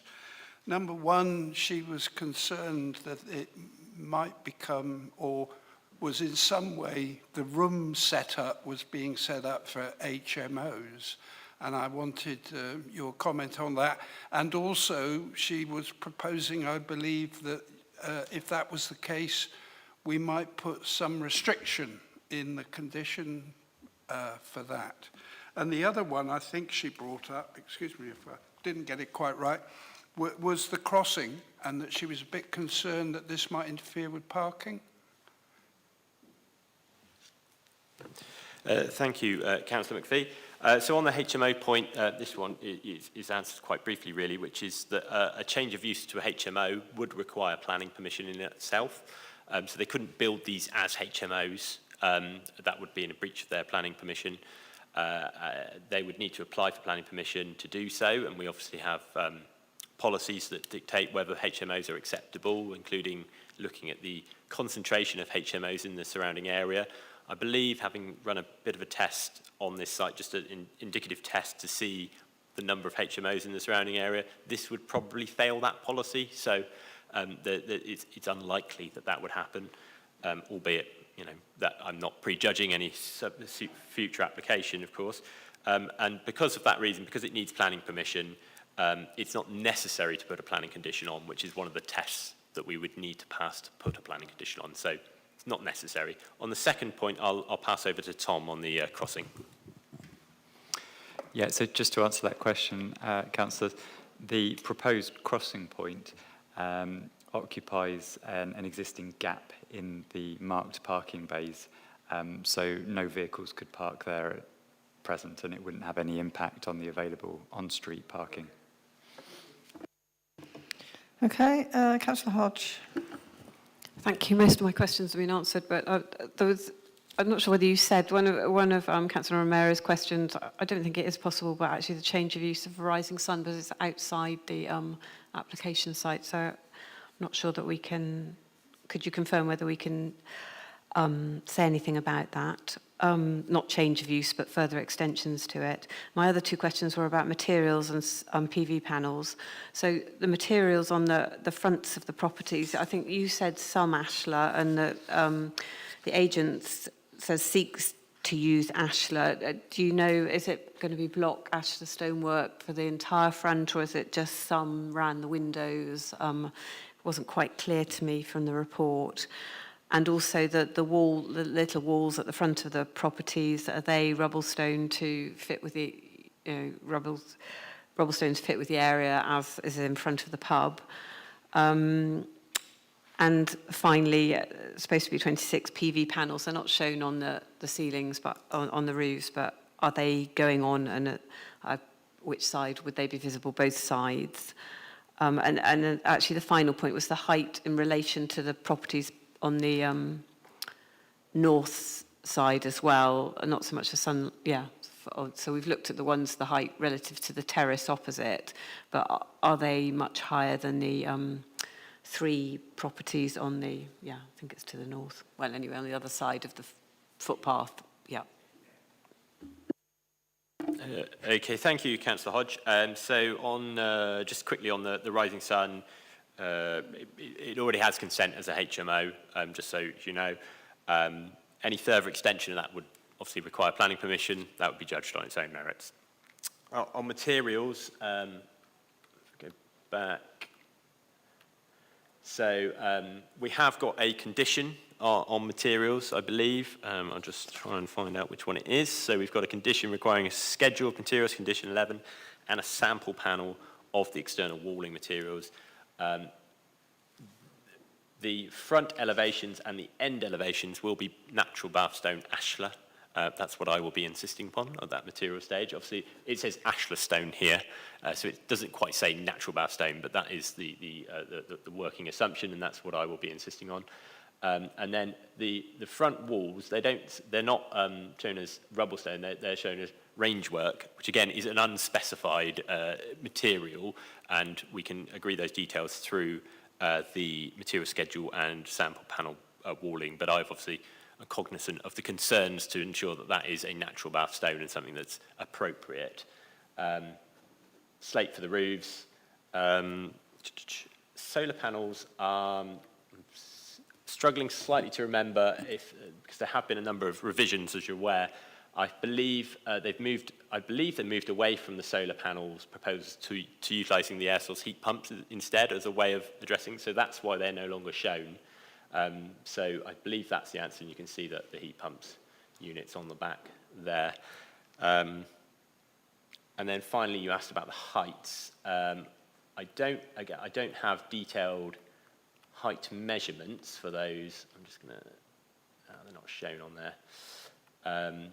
But I guess the best way of looking at it is looking. Well, this is the relationship. So you can see that rear access, pedestrian access down there. They are two-storey buildings, and these are two-storey buildings, and they are roughly on the same level. You'll be able to, or in fact, I think these are slightly lower. In fact, if I go down to the photographs, if I can get there. So there you go. So in fact, these actually, I believe, are slightly higher up in terms of the levels than will be on the site if this ground level is correct.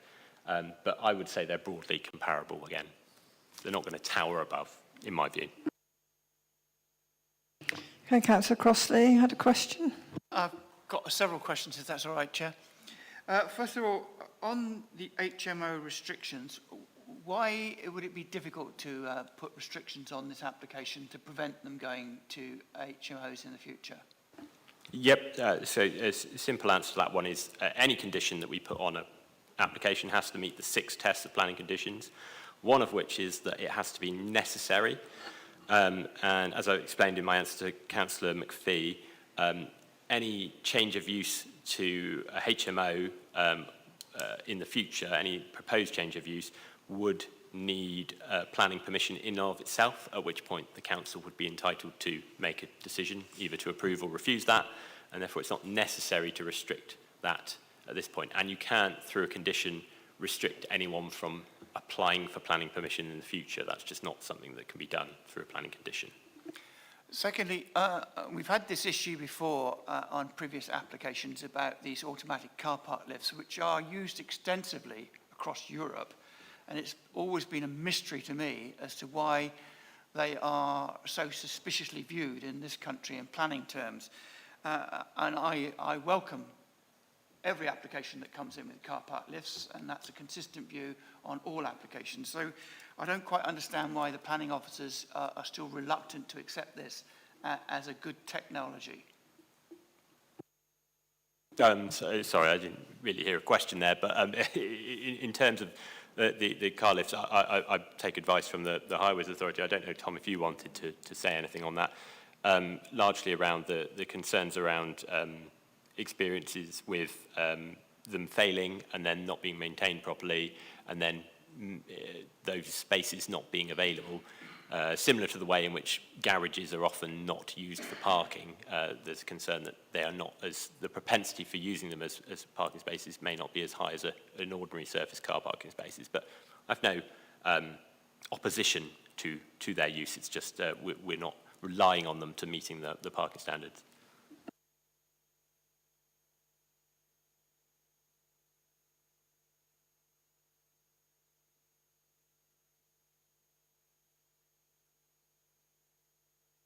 Can you put your mic on, please? On the crossing point here, when we do crossing points, we usually put a lot of white zigzag lines. So you said in your presentation that this crossing point will not take away any car parking point. Does that mean that on this case, we don't need a lot of white zigzag lines to make the crossing point visible? Yeah, Councillor. So this is a informal crossing point, if you like, with the tactile paving, as opposed to a zebra crossing or a signalised crossing, which will have the zigzag lines to prevent parking. We don't necessarily have any parking restrictions associated with them. In this situation, there will be a build-out, so visibility from the crossing point will be easily achievable from the pavement, if you like, and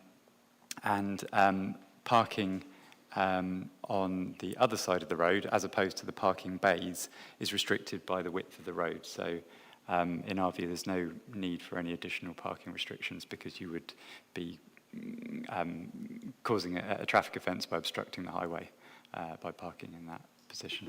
So, and my final question, thank you very much for that, is you didn't talk about electronic vehicle charging points. Is it possible within any permission that we may choose to grant or not grant that we could insist that all the garages and the underground parks come with EV charging?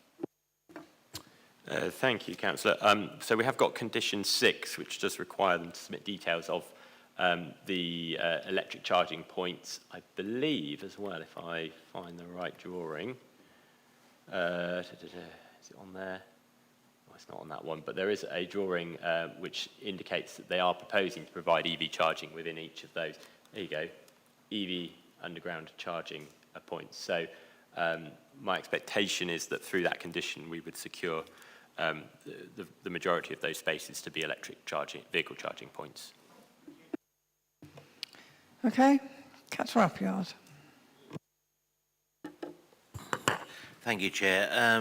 Very simple. Where is the refuse going to be serviced on these properties? Because if we're having a pavement out the front which is minimal requirements, and then we've got the profusion of bins and trolleys, etc., out on the pavement on bin day, that's obviously going to make it difficult for pedestrians.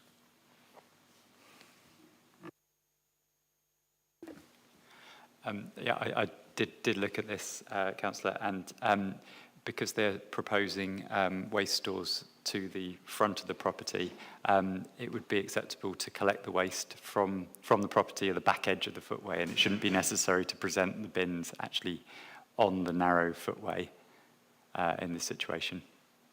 Sorry, you say the bin store's going to be where? On the back? No, it's on at the front of the property on. So you're going to put the bin Lymar stores on the Avenue. front, but ask them to move the rubbish to the back for collection? No, the waste.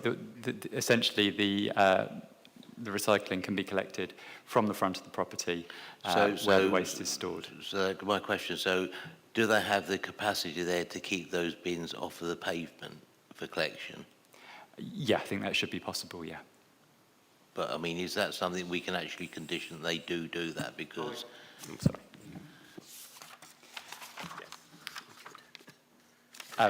Sorry, Chris, you might want to answer that. Yeah, so just just for clarity purpose, this sort of grey line is the line of the curb. So there's this sort of, this is where the pavement is, so just ignore the red line, and then this is the front low boundary walls, and then we've got the covered bin stores within that sort of space between the boundary wall and the front door. So I think what Tom was saying is that essentially you can store the bins in here, and you don't need to present them out onto the narrow footway for collection. To ensure these are provided as shown on the plans, if members are minded to go with the officer recommendation, I would, and that was an issue for them, and they felt that was necessary and met all the other tests, then you could propose to amend the to apply another condition to require those bin stores are delivered before occupation of those dwellings. That would be quite a common condition we might put on developments if members thought that was important. I'm just concerned with behaviour, because it's also down to the crews collecting, whether they will actually then take it from the bin store and where they will deposit it back. And I know that's down to education of the crews, but are we doing as much as we can to ensure that they are going to be in the right place? I'm afraid this is sort of veering into the area of waste collection, which I'm not an expert in. I mean, generally, I think we take the view that when bins are put out on the footway, they will cause an obstruction for a short time, but it's temporal. In this situation, there shouldn't be a need for the bins necessary to be on the pavement as long as they're at the back edge of the footway. I couldn't tell you whether we could actually, influence people's behaviour to make sure that that happens or not. I could be a bit more definitive. We won't be able to do that through the planning process, but we can provide the bin stores in the appropriate locations to enable that to happen. Okay, any more questions from anybody? Councillor Jackson? I'm afraid I'm a bit confused. I think that Councillor Appleyard has put his finger on an extremely important point. It is the current rule of the Waste Services Department that the bins have to be on the edge of the property and readily accessible. But we seem to have a solid, if I've got it right, there's a sort of solid wall along the edge there, and somebody might very well have a gate. But the other thing is, of course, we're all fanatical recyclers. Sometimes I've got 4 different containers along the edge of my property, and Waste Services also say you have to have everything out by 7 a.m. on the day of collection. So I am really, can the officer demonstrate that there is this actual scope for meeting Waste Services, who are under terrible pressure? For them to get round, it's not they want to fling the bins all over the place, it's just they've got to get round in the stated time. So, sorry, Sarah wanted to come in on this one. That's all right with you, Chris? Thank you, Chair. Obviously, the provision's been made for waste collection, so there's something at the front of the property, and the officer's already said that we can condition that that does actually get provided, and once it's provided, it's pretty likely that people are going to then use that facility and store their waste in there. There is a possibility that it would be necessary to, on waste day, to put that actually out to the curbside outside of the property boundary, because as you've rightly said, it might not be the case that the waste services are prepared to actually go to those stores. But if that's the case, it would be on a very short-term basis. So I don't think there's anything more we can do on waste collection. They have made appropriate provision. Okay. And more questions? I have one small one, if I may, Chris. That if someone came home at 1 o'clock in the morning and just put their car in the lower deck of that two-tier parking space, does the lift make much noise, do we know?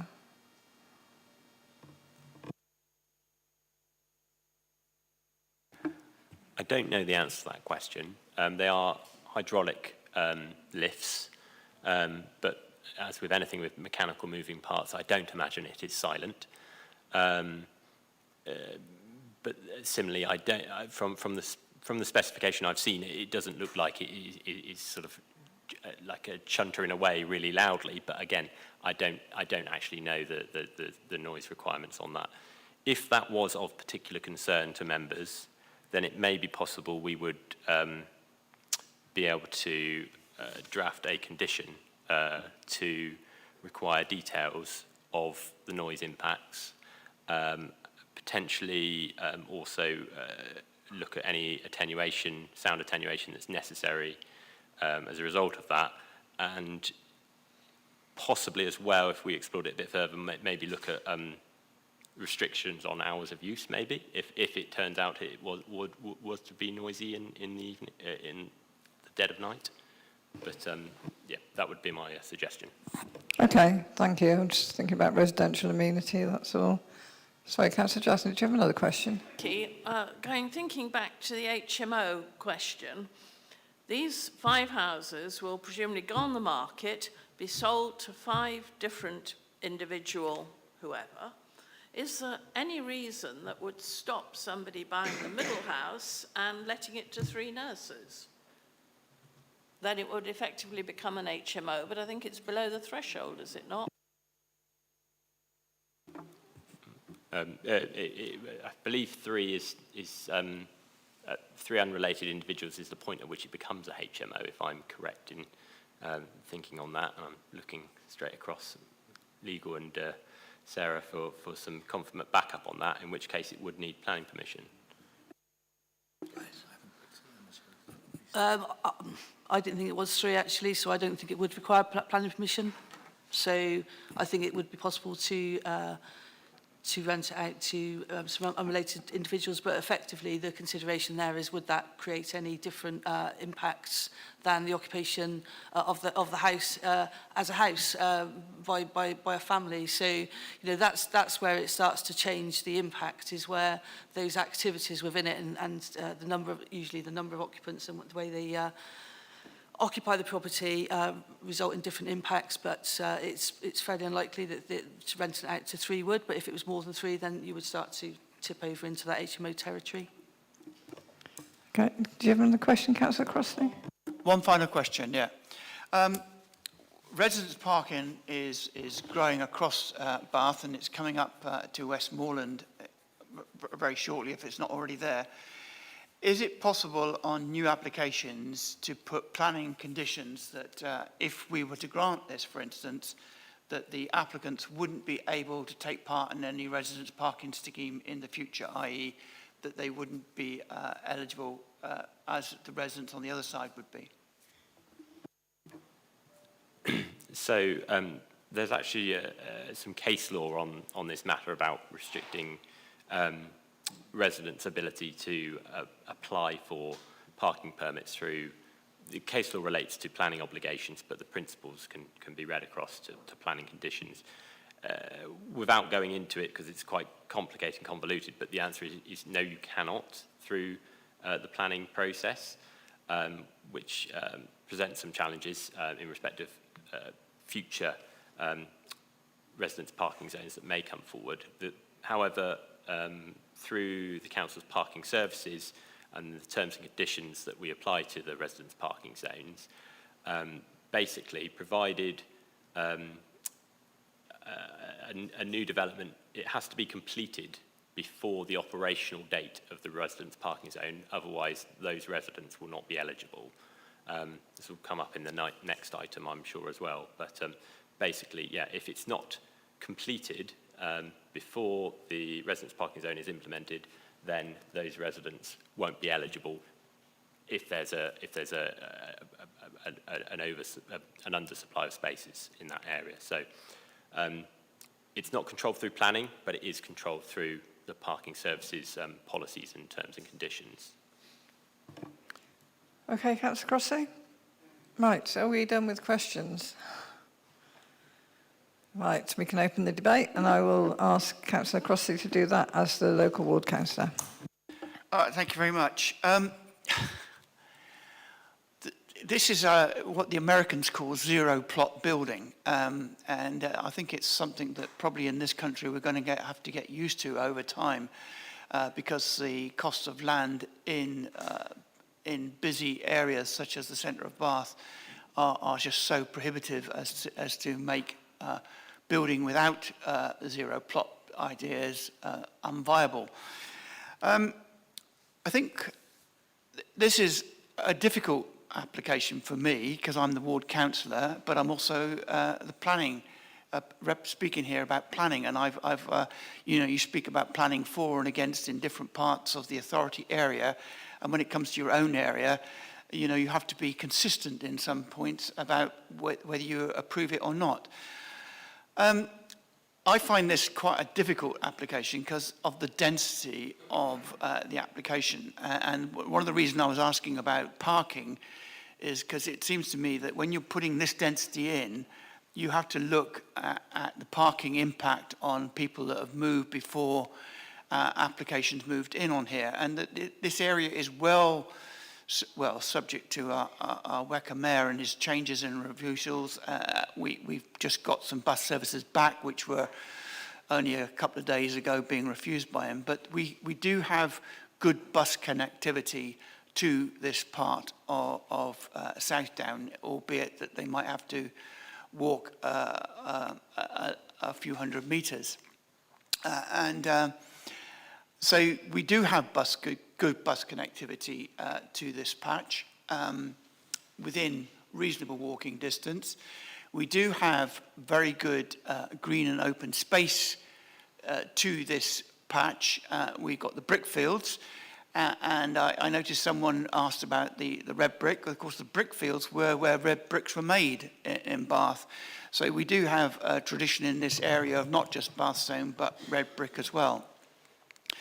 But notwithstanding that, we do have this conflict between very dense population and parking. And that's why I asked the question, can we remove residence parking zone to this application if it was built? Because we've already got dense parking. This is a very narrow road.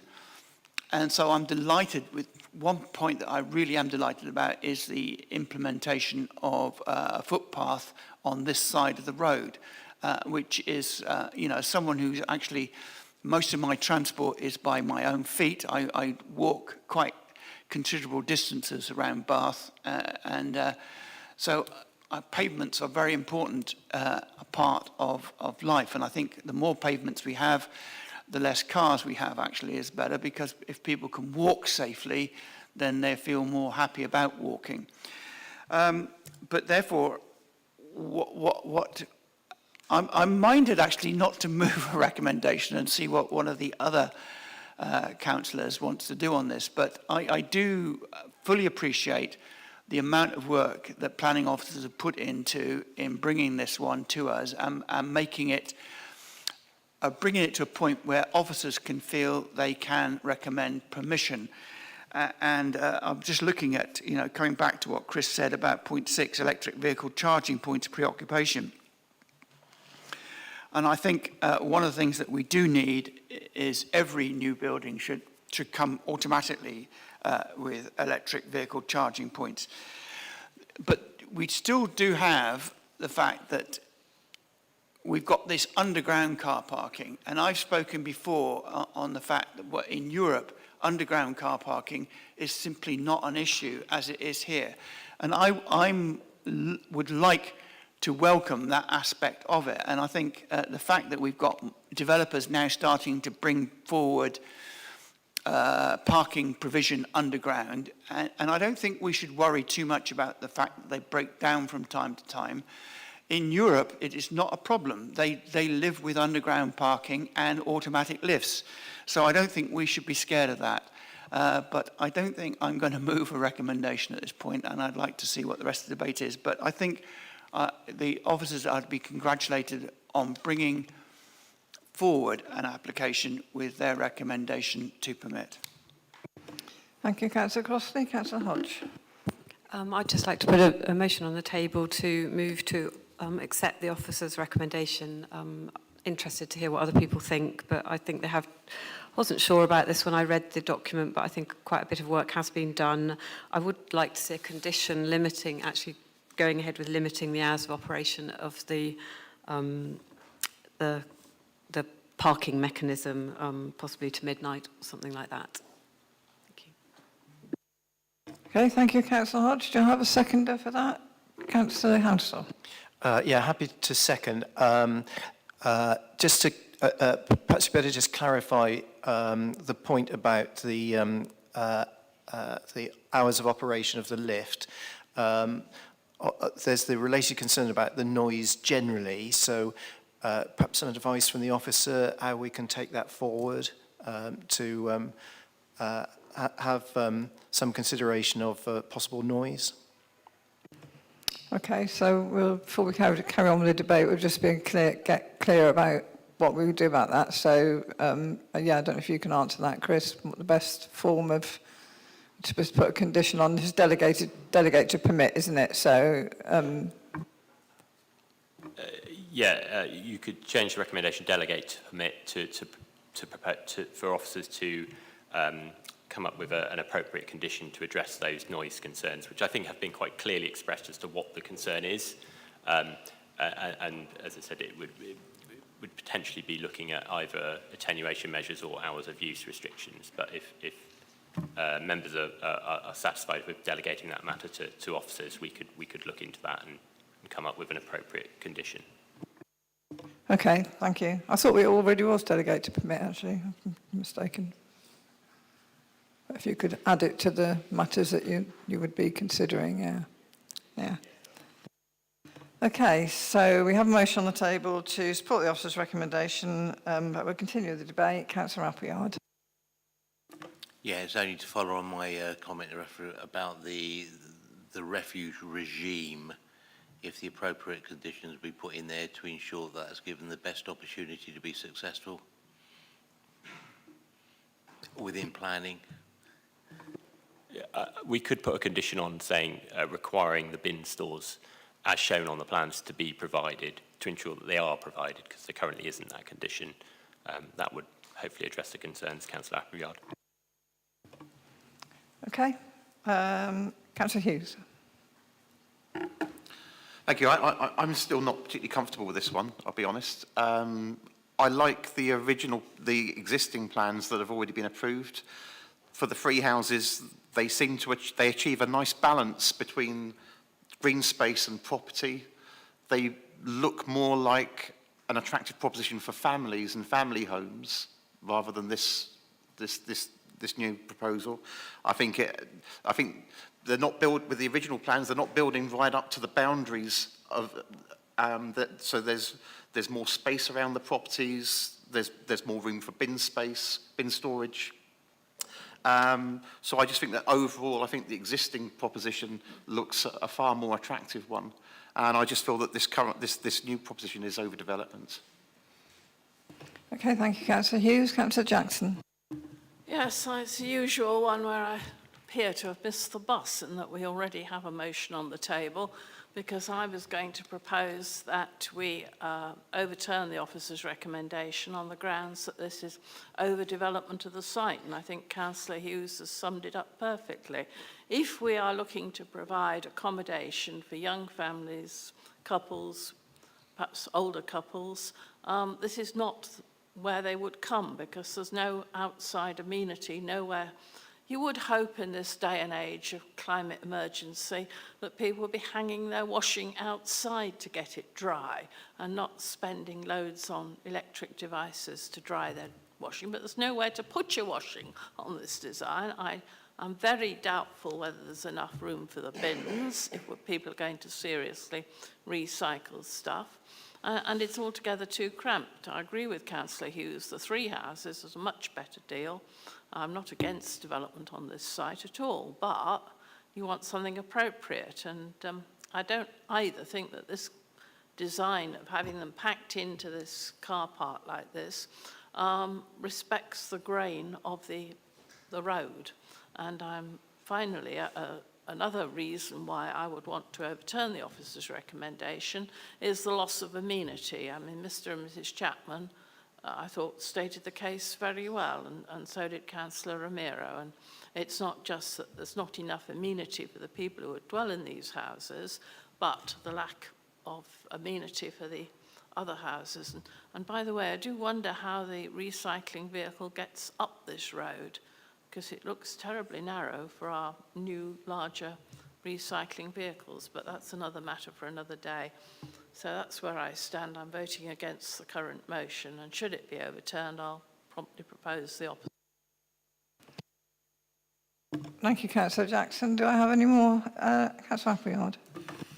Yeah, I'm quite mindful. I mean, when I first saw this, I mean, your immediate reaction when you see sort of like 5 units going in there is about an overdevelopment and the lack of outside space. But then again, I'm quite mindful. Not everybody actually wants an outside space or a garden. I mean, some people have absolutely no interest in gardening, so there will be horses for courses on that. But I was reading through the report. And I think there isn't a perception on there, and I think the officer in the report mentioned about an effective use of that space. And if in their professional judgment it's an effective use of that space, I'm actually quite happy to go with that professional view of that. Okay, thank you, Councillor Appleyard. Councillor Hodge, you have another comment? Yes, I'm sorry, I'm not sure whether this is possible or not, but I've had second thoughts about moving that motion. Am I allowed to take it back and propose a site visit instead? I don't know, well, in terms of process. You can withdraw. Can I withdraw the motion? If you want to withdraw it, you can. Yeah, I'll withdraw it, yeah. Yeah, can I check with the seconder? I'm happy for that motion to be withdrawn, but I will propose the motion now to accept the officer's recommendation based on the report. Okay, so you've withdrawn. It's now your motion. Yeah, so I need a seconder. I need another seconder. Councillor Davis? Okay, Councillor Davis is happy to do that.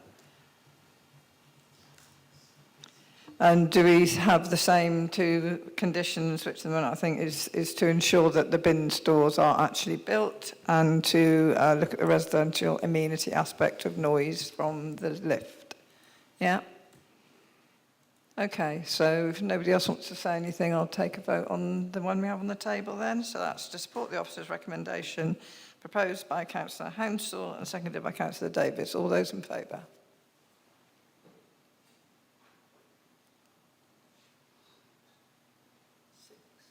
That's 6 and against. And abstentions. 2. So that is carried. So delegate to permit with the conditions as stated. Thank you. So with apologies to the people who are waiting for the final one on there, sorry about this, but that went on an inordinate length of time. I think I'll give the committee a chance to go and get a hot drink, as we don't get them supplied anymore. Can you be as quickly as you possibly can? 10 minutes maximum, but sooner if you can do it.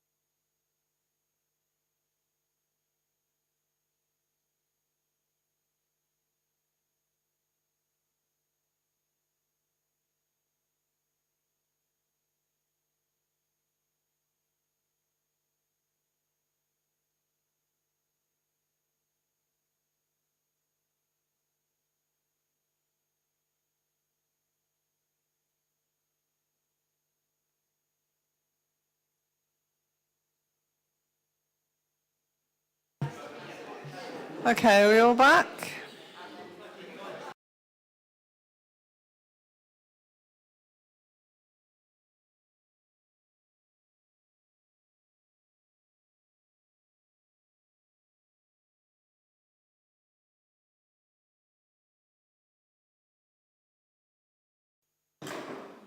Okay, so our final case this afternoon, Bath Press, and once again, you had a long afternoon, Chris. If you could give us your presentation when you're ready. Thank you. Thank you, Chair. So just one update before I launch into this one. We have had an additional letter from the Bath Preservation Trust reiterating some of their concerns with the proposal, linked primarily to affordable housing and the proposals for the retention of the chimney and how that's handled. No new issues in that regard, and so no updates to the report required as a result of that. So without further ado, this is item 3, which is for the redevelopment of the Bath Press site to provide a residential-led mixed-use development comprising dwellings, office floor space, some substations along with associated infrastructure, landscaping, plant, equipment, car and cycle parking and access. So it's a full application, and this is a resubmission of an application that committee may recall dealing with in September last year, and I'll talk about the history as I go through the presentation a little bit. So here we can see the site outlined in red, the former Bath Press site on the Lower Bristol Road. We've got Brook Road that runs down here. We've got Dorset Close down here. We've got Denmark Road, and I think it's called South View Road. Opposite the site on the other side of the Lower Bristol Road is the Dick Lovett site, which again members will recall was granted approval, I believe last year now. I lose track of time on some of these, but yeah, that one, and work has actually started, I believe, on some of the demolition, and they're looking to commence properly very soon. And then just an aerial photograph. So as you can see, the site has been largely cleared except for the historic facade and chimneys that have been retained along the frontage, and has been like this since about, well, for a number of years, as they've partly implemented consent that was granted a number of years ago. I think it was around 2015 for the redevelopment of the site, but then that work has ceased and the site hasn't been brought forward. But that consent does remain extant.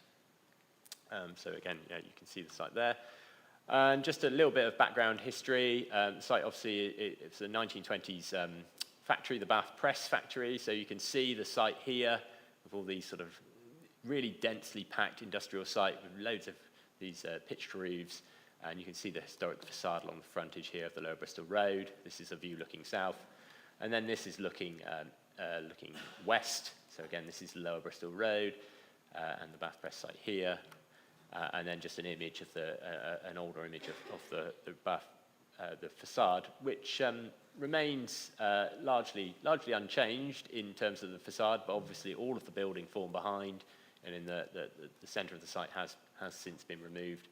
And you can also notice the historic chimney, which is one of the features, just set back slightly from the facade there as well. Just some more photos. So this is like a parking area just off Brook Road near the access to the site, which forms part of the proposals. And then there's the lane that runs along the back of Southview Road properties. And then that's looking at the back of those dwellings there. And again, across the site when it's a bit more overgrown. Looking along Lower Bristol Road on the left-hand side here, so you can see the facade retained and held up with the scaffolding. And then looking back to the east, and you can see the Dick Lovett site on the left-hand side here, and the chimney again, which is a bit of a local landmark. And then this is the view of, this is Dorset Close, again looking towards the site. Over on this right-hand side, you can see the Spring Wharf proposals, which were on the old Rosebery Place site. And you can see, the bus stops and the fact that there isn't really much of a footway along here at the moment. So this is the previous planning consent on the site, which was for, again, a combination of office and residential. One of the key changes from that previously consented scheme is that this scheme did have access to basement parking under this part of the site, and that, for reasons of cost, is no longer proposed. So if we move on, this is the current proposal. It's quite similar in its structure. If we just flick back and forth, you have these blocks around the outside and the sort of finger buildings here, which are all apartments, and then you have dwellings, rows of dwellings here and here, and along the end, the elevation onto Dorset Close.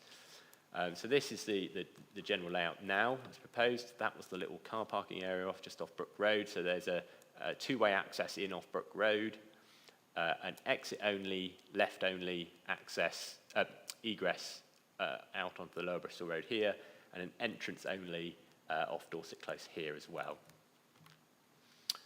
So just to highlight some changes. So the changes listed here are, the ones in grey are changes that have taken place from the extant previous scheme to the current scheme, and the changes that are highlighted in blue are changes that have taken place since the previous refused application from September to the current application. And there are a few more than this that I'll go through, a few more points to it, but in essence, it's removed the basement car parking omitted. The commercial unit floor space here from the extant scheme has been turned into amenity space, because this is now largely a build-to-rent scheme, and so that includes an element of internal communal amenity space for the build-to-rent residents. We've got new PV panels on the building block on the frontage here. Change from multi-storey apartments, so there used to be duplexes along here, they're to single-storey apartments. Slight changes to the layout here. There's an internal connection provided, so these streets through here and here, east-west through the site, didn't used to connect, now they do. And there's some changes to the roof form around here as well. Those are all the changes since the original consent was granted. Since the September application, that was actually refused for 4 reasons, which I'll just quickly run through because they're relevant now. The first was that they were not providing sufficient office accommodation space, office floor space within the development. So they were only providing something like 900 square meters against a policy requirement of 1,500 square meters. So they have changed the ground floor of this block here, outlined in blue, to additional commercial floor space. So the total is now 1,600, so just slightly over the policy requirement for commercial floor space on this development. And that was at the expense of some apartments. I believe it's a total of about 9. Another reason for refusal was the failure to include a pedestrian link to Denmark Road and Southview Road through this area here, which was part of the original consent but wasn't in the September scheme from last year. That's now been reintroduced, so that's positive. There was also concerns about the level of parking. Before we get to parking, there was also proposals previously were proposing to remove the 1920s historic chimney, and that is now proposed to be retained. I'm not sure why that one isn't labelled on this plan, but it is now proposed to be retained. And then there was the final reason for refusal was regarding parking and lack of parking against current policy, but I'll address that later in the presentation. Just to outline where everything is, the dark blue is apartments, the green is commercial at ground floor with apartments above, the light blue is townhouses, and this light blue, and then the very light blue is residential amenity, so that's communal amenity space at ground floor with apartments above. So just to zoom in on some of the blocks, so these are the block names A, B, C, D, E, F, and then the floor plan, so you can see commercial here, you can see each block with its own cycle parking, provided these sort of comb-like structures in here shown on the floor plan there, the cycle parking areas, and a cycle parking area provided by the one of the play areas that are integral to the scheme. These are the townhouses, the 2 rows of townhouses that come across the centre of the scheme. And then this is Block A, so that's the one facing onto Brook Road, with is ashlar stone on the front elevations with natural slate. And then moving around, we go to the, this is the new block that faces onto the Lower Bristol Road. So this is the Lower Bristol Road elevation. This is blocks B, C and D combined. Again, ashlar stone and slate roofs here.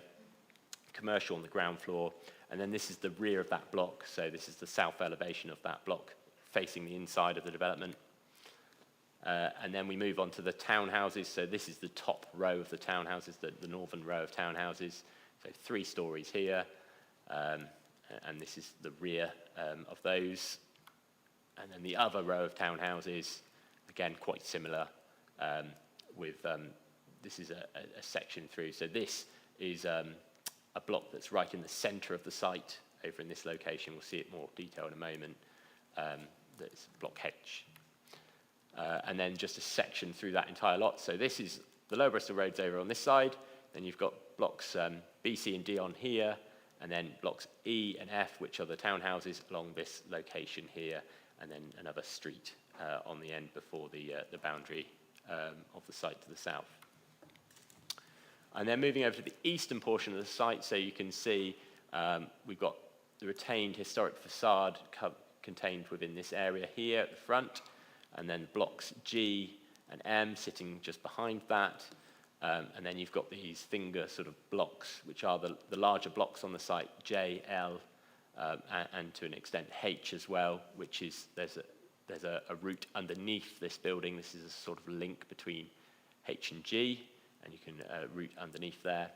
Another communal area, a publicly accessible area through here, and routes through the development that come through here and out through this way. These areas are rooftop gardens as well, on top of Block K and Block H. Ground floor plans just showing the commercial space here, and the residential amenity space to service the build-to-rent accommodation here. We've got parking arrangements around the streets as well, and again, the comb-like structures are the cycle parking areas within the development, and we've got the link in the ramped. There's quite a level change between the site and the land to the south, and so there is a need for a ramp and step arrangement to achieve that link to the south. And then just to show some of those elevations, so this is an elevation coming from, this is the Lower Bristol Road, and this is slicing through the middle of the site, so this is one of the blocks at the front of the site. You can see the retained facade there, and we've got more detail of how that's linked shortly, and the 4-storey buildings along the frontage. So the frontage of the site contains 4-storey buildings, and then there are these 3 finger buildings which are 5 stories in height, and with this sort of route underneath that I was referring to here. And then this connection back here is 4 stories again, 3 stories. And this is just the same view from the other side. So Lower Bristol Road over here, going back through the site this way. And then moving across, these are quite similar. This is the other finger building coming into the site, quite similar in design, obviously without the archway for vehicles underneath coming through. Again, you can see the relationship between the retained facade and the 4-storey building at the frontage. And then we're moving on to the townhouses that occupy the frontage onto Dorset Close.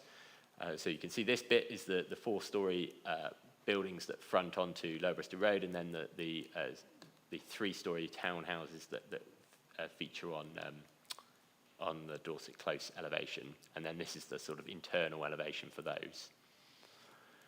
And then moving on to the Lower Bristol Road frontage. So here you can quite plainly see the retained facade of the Lower Bristol Road with the chimney now retained in this location here, and we'll get a close-up of that in a minute. And then the back of that, so that's the internal facing elevation of the flip side of this, as it were.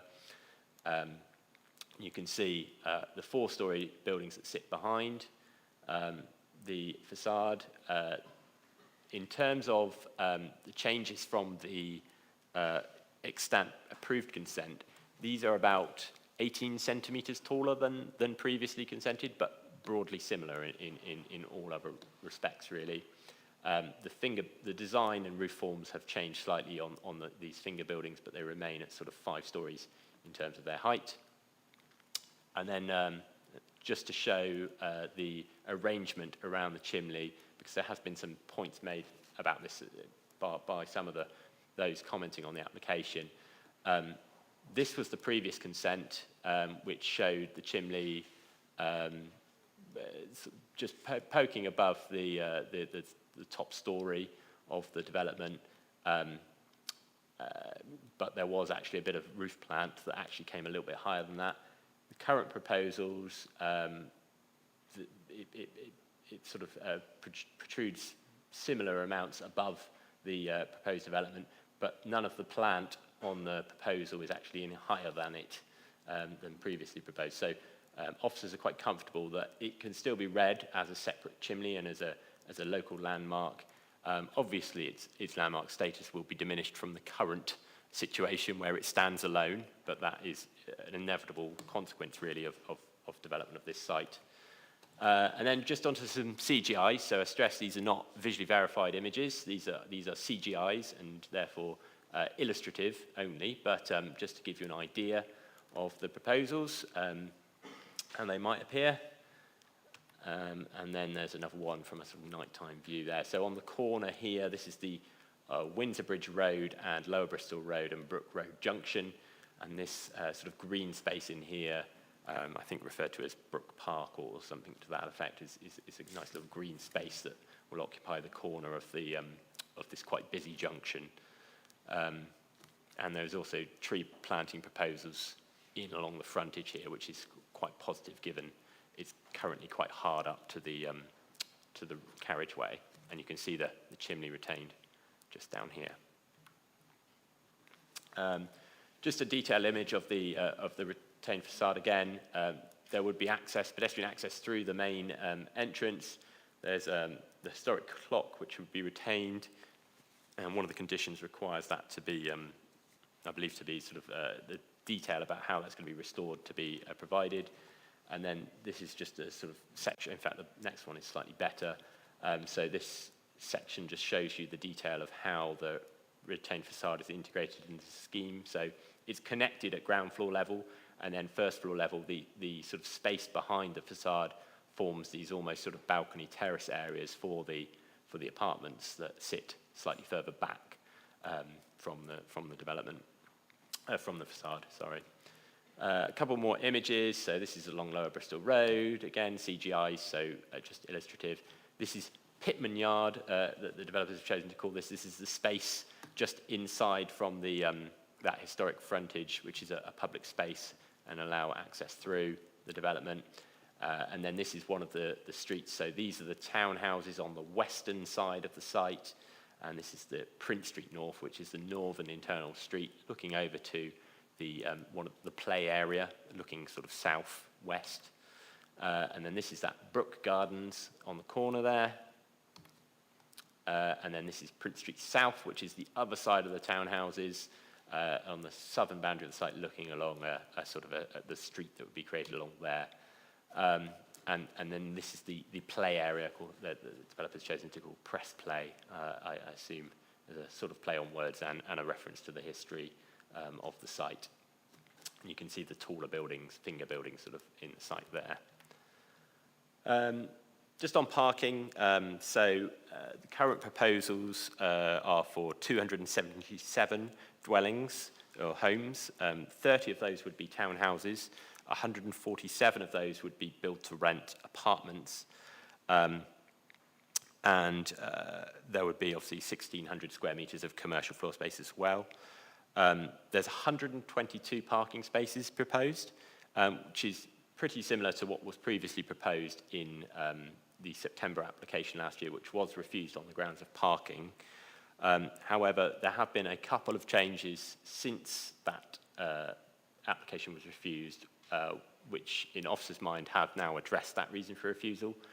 The first of those is that we have now moved much closer to the adoption of the local plan partial update, which contains within it, alongside the new Transport and Development, SPD, new parking standards, which are lower than the current parking standards, a bit more nuanced in how they're applied to different areas of the city, include accessibility accessibility assessments that allow for discounts that are now expressed as maximums. And when viewed against these emerging standards, compared to the current standards, the proposals would actually fall, based on the accessibility assessment, potentially this site could justify being car-free. However, in recognition of the parking pressures in the local area, officers are satisfied that 122 spaces, which is something like 0.44 spaces per dwelling, would provide that sort of strike that right balance between preventing additional parking stress in the surrounding area and also encouraging active travel and more sustainable modes of transport without encouraging the private car. That's one point. A couple of other things worth noting before I move on to the other point, which is that the Dick Lovett scheme, which I've referenced over the road and was approved by Planning Committee not too long ago, that actually had a parking ratio of 0.38 spaces per dwelling. And Chivers House, again a little bit further back, but approved by Planning Committee, had a ratio of 0.26 spaces per dwelling. So just some context there. The other point that I wanted to mention about the parking was they've now, compared to the previous application, they've enhanced the offer in terms of the sustainable transport measures, which include a number of off-site highways, cycling and walking improvements. So there are some improvements shown here to the crossing across the Windsor Bridge Road junction. Another key one is the provision of an informal crossing point with a refuse island across the Lower Bristol Road. I don't know how many of you have tried to cross the Lower Bristol Road in this location, but it's not easy and it's quite intimidating. And this helps to address some of that. There's a relocation of the bus stop with a pull-in. There is a 3-metre wide shared cycle footway proposed along the frontage here. So again, that's a big improvement on what's currently there. There's also, well, this is the access to the site, which should include a pedestrian priority sort of features along the frontage here. There's also an existing crossing in this location next to Midland Road, which there is a £75,000 contribution towards improvements of that crossing. There's a whole list of things, which I'll briefly skim through them all. So there's upgrading street lighting along Lower Bristol Road, Dorset Close and Brook Way, along the site frontage, that is. Relocating the bus stop, I've already mentioned. The 3-metre wide shared foot cycle way, I've already mentioned. The new access onto Southview Car Park to the south of the site, I've already mentioned that, but what's good about that is it provides a strong north-south link, helping connect Oldfield Park Station, which lies to the south of the site, to Lower Bristol Road, and through the Dick Lovett site as well, which has got a connection through it at roughly that location, and then hopefully through further applications through the Bath Western Riverside site and up to the Upper Bristol Road. So a really strong north-south connection potential there. It's providing improvements to the connections to the 2 tunnels Greenway cycle route through improvements to the curbs and the tactile crossings, along with signage and road markings, and resurfacing of footpaths as well. Wrong button. There's improvements to the Lower Bristol Road, Windsor Bridge crossing, which I mentioned. There's additional wayfinding signage to help people find their way to the Bristol Bath railway path. The refuge island crossing I've mentioned. Improvements to the Dorset Lower Bristol Road junction to provide a level crossing point. Fingerpost direction signs on the corner of Rosary Place and Lower Bristol Road, adjacent to the grain store, at the existing Tooting crossing, and more wayfinding signage on both sides of Brook Road, Southview Road and Dorset Close, to aid legibility of the area and to encourage more people to walk or cycle. In addition to those, that's the package of sustainable transport measures that have come forward, a lot of which are improvements on the position as it was in September last year. The updated policy position and the combination of the additional sustainable transport measures, those combine to, in officers' view, address those concerns about the level of parking and overcome that previous reason for refusal. Just quickly, the other obligations coming, financial obligations, I've mentioned the £75,000 towards the improvements to the Midland Road pedestrian crossing, but there's also a £200,000 financial contribution towards a project. This wouldn't fund the project entirely by any means, but it's a contribution towards a continuous sustainable transport connections along the Lower Bristol Road, so that's walking and cycling projects along the Lower Bristol Road, 2 car club vehicles and commitment to monitoring, a travel plan with the measures included there, including the bike users group travel packs for each dwelling, discount vouchers, bus discount tickets, personalised travel planning service and travel plan monitoring. Additionally, there's a contribution, 185,000 towards green parks and green spaces. The on-site parks and green spaces would be secured for the wider use of the public. Fire hydrant contribution, targeted recruitment and training contributions, connections, a requirement to maintain a connection to a district heat network if it becomes available for this area, because there is one nearby in the Bath Western Riverside site. Viability review mechanism, so members will have picked up from the papers and may recall from the last time this came before the planning committee, there has been a viability challenge on this site, and there's no affordable housing proposed as part of the scheme. However, officers have agreed a viability review mechanism so that we can undertake a review of the viability at a sensible point in the completion of the development, that will allow us to see whether that viability was true or not, or how close it was to the figures given, and then claw back any additional money that has been made on top of what was shown previously to ensure that that money can be put towards affordable housing provision elsewhere in the district, and then monitoring fees. So that's the end of the presentation. I'm happy, officers are recommending it for approval, subject to 106 and conditions, and I have to take any questions after the speakers. Thank you. Thanks again, Chris. So we have 2 speakers on this one. Could I have Anna Sabine, please? Thank you, and thank you for your patience. Just turn on the mic and go when you're ready. Good afternoon, I'm Anna Sabine and I'm speaking on behalf of Aberdeen, the applicant of the proposals before you today. I was also responsible for the community engagement on the project. As you know, our previous application to redevelop the site was turned down in September 2021. We looked really carefully at the reasons for refusal and have worked hard to resolve the issues raised by you and your officers, as follows. Firstly, the scheme now delivers more office space than required by the site allocation policy document. Secondly, the historic chimney is now being retained, as you raised this as an important issue. Thirdly, the proposals will provide an accessible link to the south of the site, providing a sustainable connection towards Oldfield Park Station and Moreland Road's shops and services. Finally, our plans align with Baines Council's aspirations to reduce reliance on private car journeys across the city. We're proposing to deliver a comprehensive package of sustainable travel measures and 596 cycle spaces, as well as 122 parking spaces, to encourage future residents and users of the development to travel sustainably. It's been agreed by an independent assessor employed by the council that on-site affordable housing is not viable.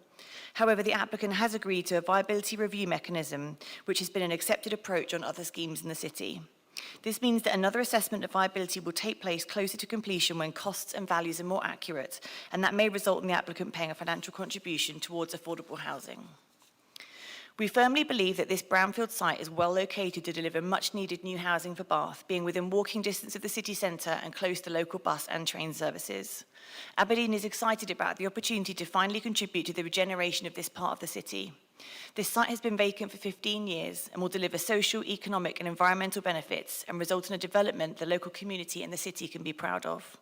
Some of the key benefits include delivery of much needed new homes, significant improvements to pedestrian and cycling infrastructure, as has just been outlined, delivery of office space with an asset value of over £15 million, over 250 new jobs created during construction and once operational, community infrastructure levy contribution in addition to that already paid, planting of 81 new trees and biodiversity net gain, and publicly accessible open space and children's play area.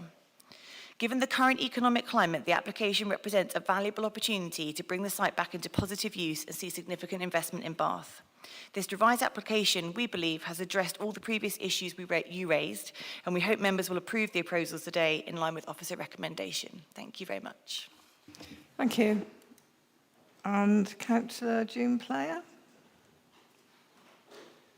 And sorry again, Councillor Player, for the delay. I'd like to turn on the mic and start when you're ready. Thank you. It is good to see the historic chimney will now be kept. The amount of office space has been increased and that there have been improvements to the existing walking, cycling and public transport infrastructure. However, I still have the following concerns. Having the main route in and out of this site at Brook Road will seriously increase traffic volume on this narrow, very densely populated residential road, which is already a rat run from the Lower Bristol Road. To make matters worse, it is on a bend, thus reducing visibility, and is opposite the main entrance and exit route of Booker's Cash and Carry, which attracts large numbers of vehicles, customers and delivery vehicles.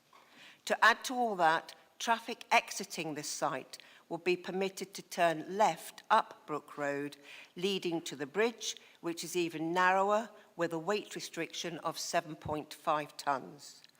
Brook Road is also the only route in and out for the many occupants of the 287 properties to the east of it, as these roads are all dead ends.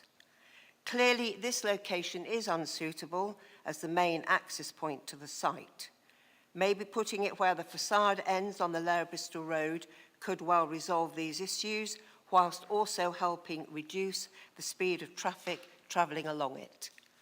I agree with encouraging alternatives to the private vehicle, but the proposed on-site parking provision is totally inadequate. There is already a shortage of parking spaces in this area, and accordingly, a current campaign to introduce an RPZ.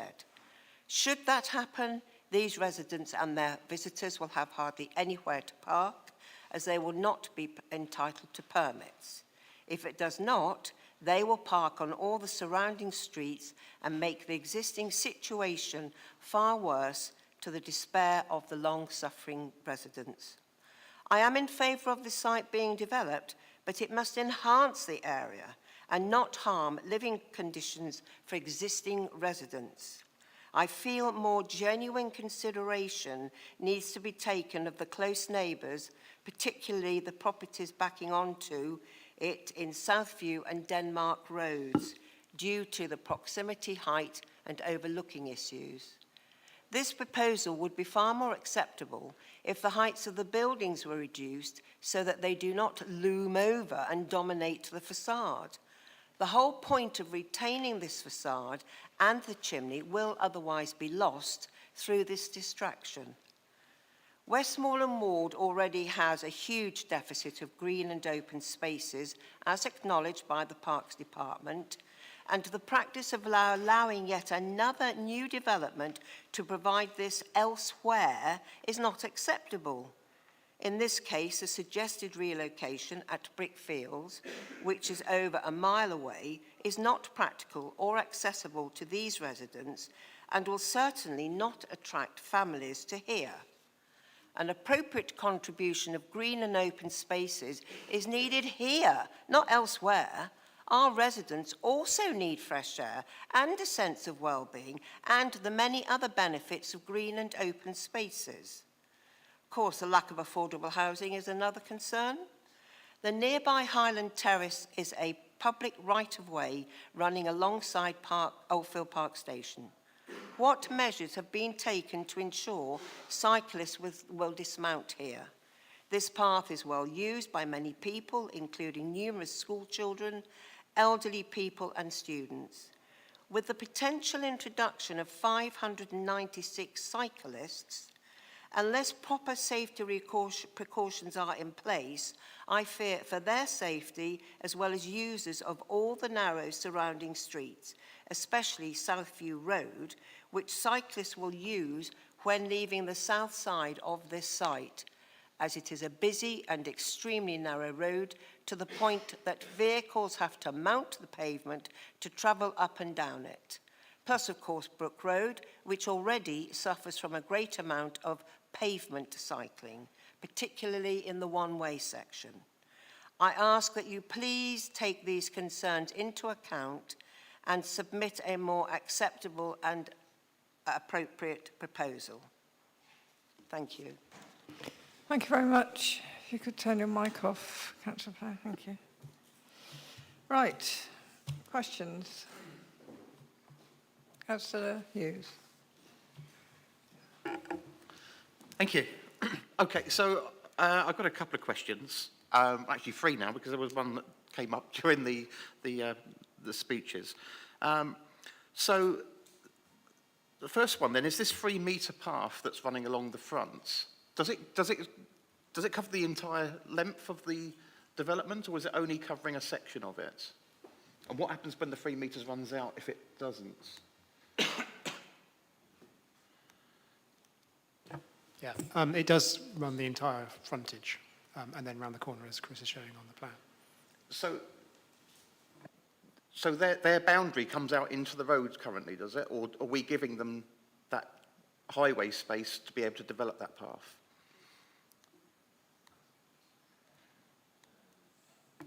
So I suspect it's, as shown on there, that the highway will go back into the site. So there might be a change of the curb line on Lower Bristol Road, but also to gain 3 metres, they'll be encroaching back into the site slightly.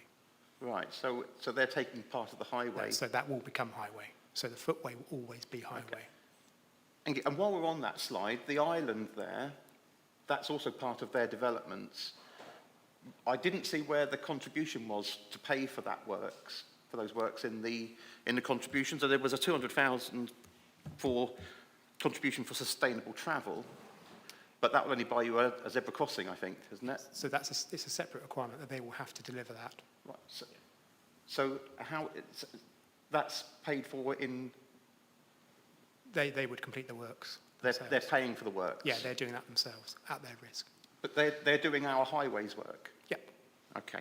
All right. Thank you. Another question. I mean, obviously we've established there's no affordable housing in the developments. In the presentation from the developer, they mentioned that looking at this financial contribution towards the end of the development, to understand more whether the viability to provide, but they mentioned providing financial contribution towards affordable housing. Is that different to providing affordable housing? Yeah, so the reference there is to the viability review mechanism. So obviously we've had a viability appraisal submitted, and we've had that independently reviewed and very carefully looked at, and that's demonstrated the scheme could not viably support the provision of affordable housing on the site currently.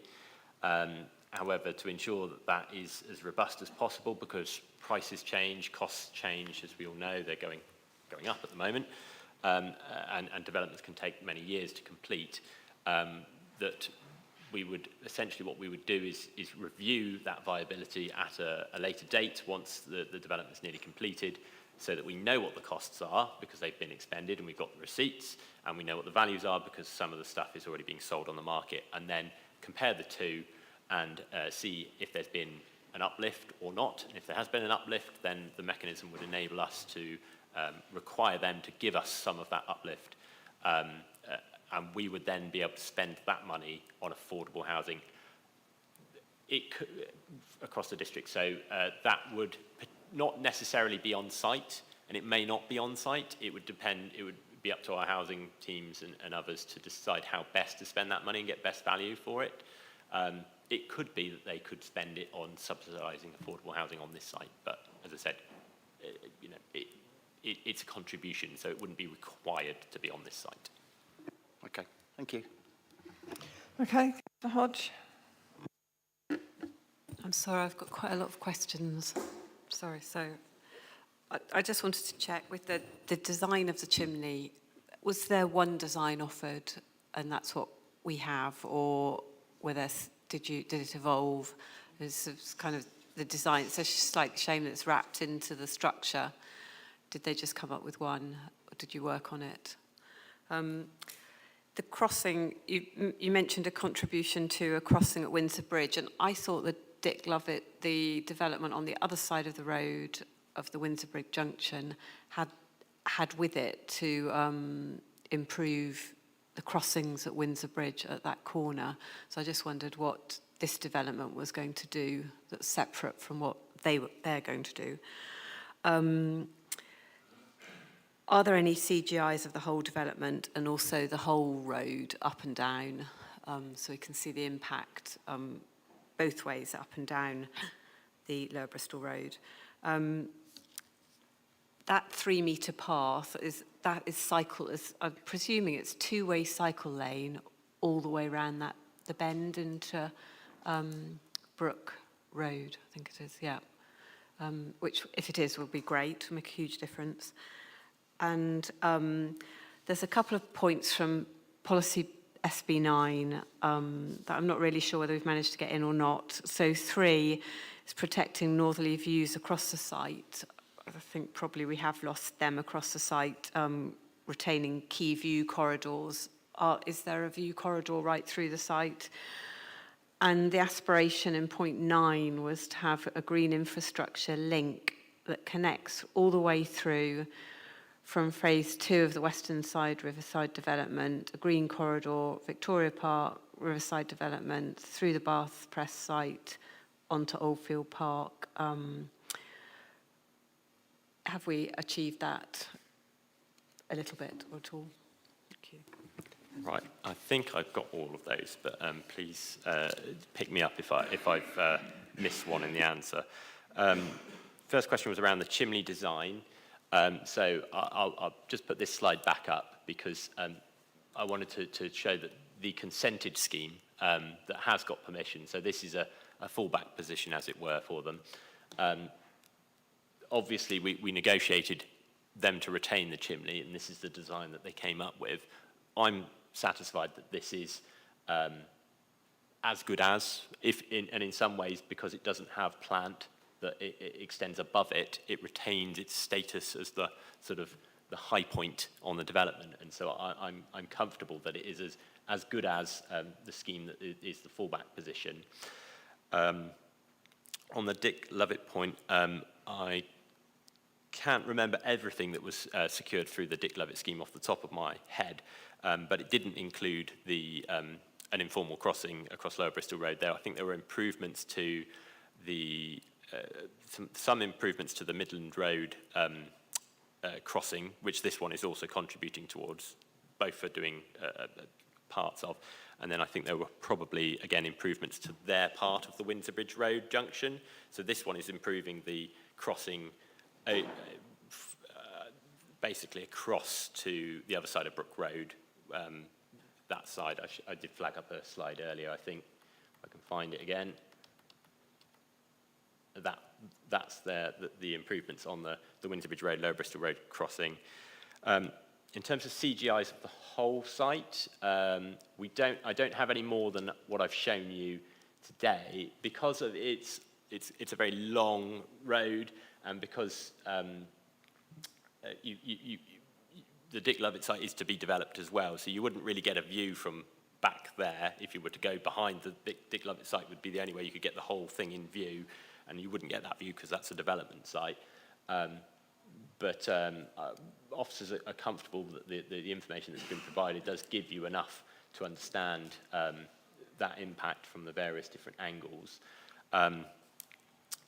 3-metre cycleway, I believe that's two-way. I don't know if Dan wants to chip in. No, it is. That would be two-way. So yeah, 3-metre shared. Can I just ask while we've got the picture up? So is that pavement, and then there is going to be cycleway? So it's not a dual use. There will be a pavement and then a cycleway in the road, or not? Yeah, I'd say this is an illustrative. I'll repeat the warning about this being an illustrative CGI. So it tends to be not very accurate when it comes to drawing the exact pavement widths and things and infrastructure on. So I think rely more on the plans for that side of things. And then SB9 normally views across the site. So this comes down partly to the heights of the buildings and the layout. And we've looked at the policy refers to the Bath building height strategy, and this being in the valley floor area of the city, where building shoulder height should be 4 stories with 1 additional setback story within the roofscape likely to be acceptable. Now the scheme is 3, 4 and 5 stories, which officers consider to be well within that sort of guidance. The way it's been arranged as well, with the tallest elements, the finger buildings, as it were, arranged in a north-south alignment, still allows views through. And as you move south, up Brook Road and through those residential estates, you're moving up the hill and you still retain northerly views over the top at that point. Obviously, for residents that are on Southview Road and Denmark Road, you are going to lose a lot of those northerly views, but that is the purpose of the policy isn't to retain all northerly views, it's to ensure that there are still views over the site from appropriate locations. And then you've said about green infrastructure corridor. The policy's not 100% clear on how this is intended to be fully achieved and the specifications and requirements in respect of this. We have got there are street trees within the proposal. There's trees within the play area. It's difficult to provide true ecological connectivity through the retained facade of the press as well, and then the Lower Bristol Road. So it is a little bit harder than perhaps in an ideal world it could be. But officers are satisfied that there's no objection from the council's ecologist, and that the level of sort of green infrastructure provided is suitable within this scheme. I think that was all the points you made, but I do apologise if I've missed any. That's it. Thank you very much. Thank you. Councillor Crossley. Thank you very much. First of all, it's really pleasing to see new developments that come on with street naming policies that reflect the history and heritage of the area rather than calling them after trees or birds. So I'm pretty... I've got 4 question areas. On viability, and I've had this problem ever since I've been on planning, going back to 1988, is the viability of this only at risk because the developer overpaid for it? So when you do your viability assessments, do you look at the value of the land as it would be with planning policy, or is this because the developer paid 100% too much for the value of the land? So how are you judging the viability? Because obviously, if the viability has got an overpriced value on the land, that changes the whole model. Yeah, so the approach to viability is set down in the MPPF and the National Planning Guidance, and it's a sort of standard approach to viability that doesn't allow developers to say, well, my particular development model is particularly expensive and therefore I can't do it, or I've paid X amount for the site and therefore I can't afford any affordable. You essentially look at the existing use value of the site, and that it becomes your plus a premium, which is an incentive for any landowner to bring forward the site, and that becomes your benchmark land value, and that's the figure you use in the viability appraisal. And obviously, the lower that figure is, the better the outcomes for the council, because it means that the schemes are more viable. In this instance, and I won't dive into the weeds of the viability, because 1, I will misexplain it, and 2, it will probably cause more confusion than it would solve. But in this case, they've actually set the benchmark value at 0, because the existing use value of the site is not that much, and there's a lot of work to do, and there's contamination, and the previous scheme that was consented, the viability report on that showed that it was actually not not viable. So there isn't any suggestion that they've overpaid for the site.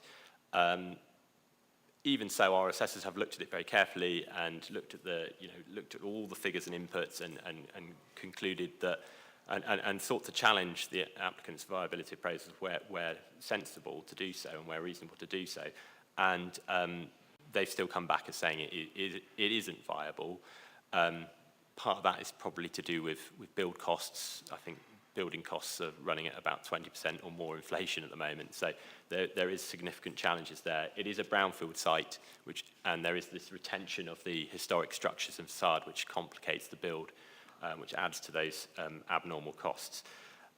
So yes, all that being said, officers obviously remain with a healthy dose of scepticism about any viability appraisal, and hence why we have suggested a viability review mechanism to make sure that's tested rigorously upon completion of development.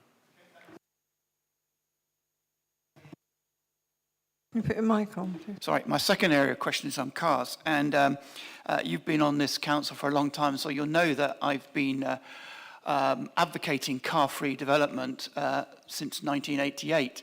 And in fact, I remember at a public meeting said the whole of Western Riverside should be considered car-free. But 40 years on, we've got cars all over the place, and we don't have a landmark development that could show how car-free works.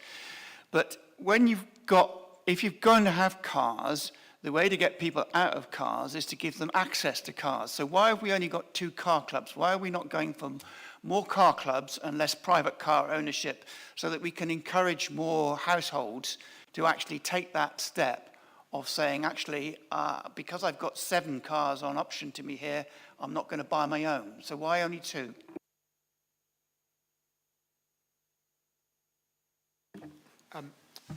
There is a issue with car clubs that they're a commercial entity.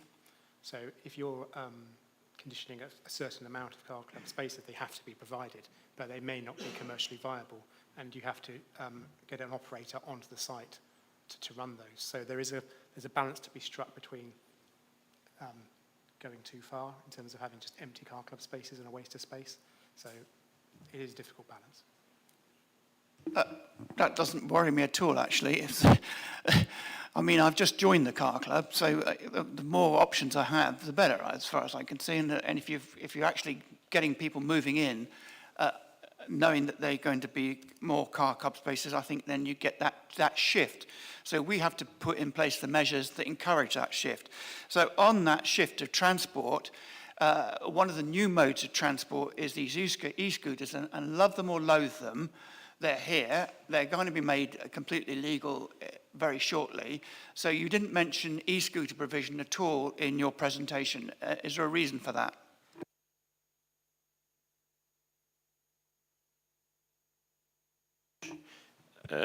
Yes, so I just trying to check through the report. They have got, so that, as has been mentioned, there are 596 cycle parking spaces within the scheme. That includes parking spaces to accommodate e-bikes, cargo bikes, recumbent bikes, and tricycles. That would obviously potentially be suitable for e-scooters as well. I can't imagine that you could park a car, you couldn't park an e-scooter where you can park a cargo bike. But I'm just trying to remember, is there anything on the sustainable transport package? I'll just pass you over to Dan. You also got to be slightly aware of e-scooters, that it's illegal to use a non-scheme e-scooter on the general highway at the present time. So we can't probably give them allocation in terms of parking spaces if it's not part of a agreed scheme.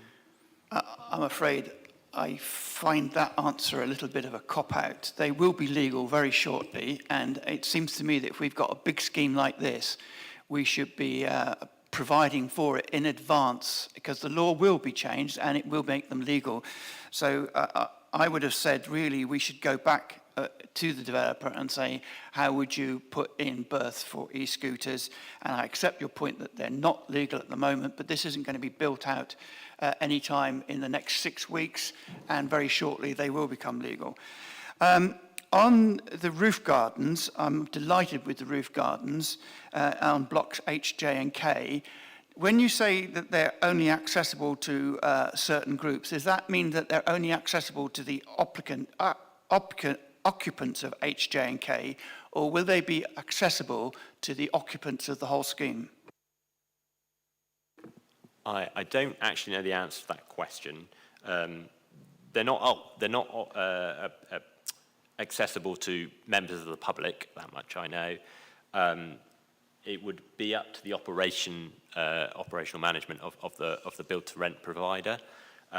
So they haven't specified whether either way, is my understanding at this point in time. If it was something members were very concerned about, then we could ask for that information as a condition of any approval.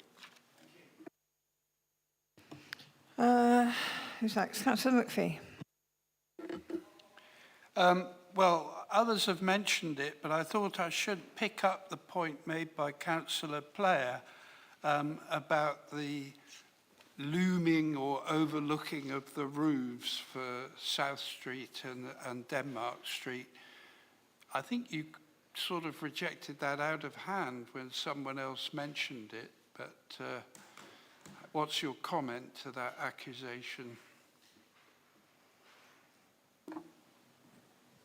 So this is quite a good plan to be looking at, actually, because you can see the properties on Southview Road here and Denmark Road here, all with reasonably sizable gardens that stretch up to the boundary of the site. And then you have Prince Street South, which runs through the whole length here, before you get to sort of the front driveways of the properties on Prince Street South. These are also on higher land, and so these are three-storey. They're three-storey townhouses, but I don't think three-storey is particularly looming, particularly in a place like Bath, where we've got townhouses all over the place, of quite high, and they still lead to quite pleasant streets and walking environments. And there is a considerable distance between the fronts of these and the backs of these properties here, across the street as well. So it's officers' view that this is not overbearing, not going to result in any significant loss of light or outlook or privacy. Moving over to Prince Street South, again, these are a little bit taller, and you have the roof gardens on top. But again, there is quite a distance between the backs of these properties and this development here. I did have a section, but it's not in the presentation, showing this section through here. Again, they are on slightly higher land. This is set back from the edge of the development by the width of the street, which is quite considerable. There is a small area of sort of frontage before you get to the actual building itself. And the views from there's balustrades along the top of here, which do help limit views, any views that would look down. So you're looking out and above these dwellings more than anything else, and at quite a considerable distance given the relatively urban context. So again, officers are comfortable that this relationship here is not one that is overbearing, not one that's going to be result in any significant loss of privacy, outlook or light for the residents of Denmark Road. So we're very comfortable with it. Okay. And the second point that she makes is that providing green space 1 mile away is not acceptable. Well, we know about that. Ours is being done 3.5 miles away. But surely, with such a large site in the middle of a town, I mean, you should be putting, and this is her request, be putting more green space in there rather than developing something 1 mile away. Is it possible for you to consider revising your plans? Yeah, so quickly, not my plans, the applicant's plans, obviously, but they do have, as I've pointed out, 2 public open spaces within the development. It is, as I've said, an allocation for 200 dwellings, around 200 dwellings. They've gone above that, but largely they've gone above that because of the fact that they've gone for smaller apartments rather than more built form. You could say, well, there's got to be some more green space on site. You could say there's less and we could get more dwellings in. There's a balance to be struck. You can't provide all of the green space that is generated, but there's a calculation for working out the sort of average amount of green space access someone would require per head of population, and you would essentially stymie the whole site. You would essentially do most of the site as green space and no development on it, which kind of defeat the point of having it as an allocation for 200 dwellings. So in these sort of urban contexts, yes, green space is important, and they have included some, but there is always this balance to be struck between getting the right density of development and green space, and making use of brownfield sites so that you don't have to use other greenfield sites to meet your housing demand. The contribution amount will go towards projects in the local area. So I think we've talked about Brickfields. There's, I think it's Elizabeth Park within the BWR development, which once that north-south connection comes through, will be a lot more accessible. And then, you know, obviously beyond that, the river and into Victoria Park and the main park for Bath, obviously a bit further away. But there is still local provision within this scheme, and albeit a little bit further away, sort of larger scale provision, but that's being contributed towards by this development. So. Okay, Councillor Appleyard.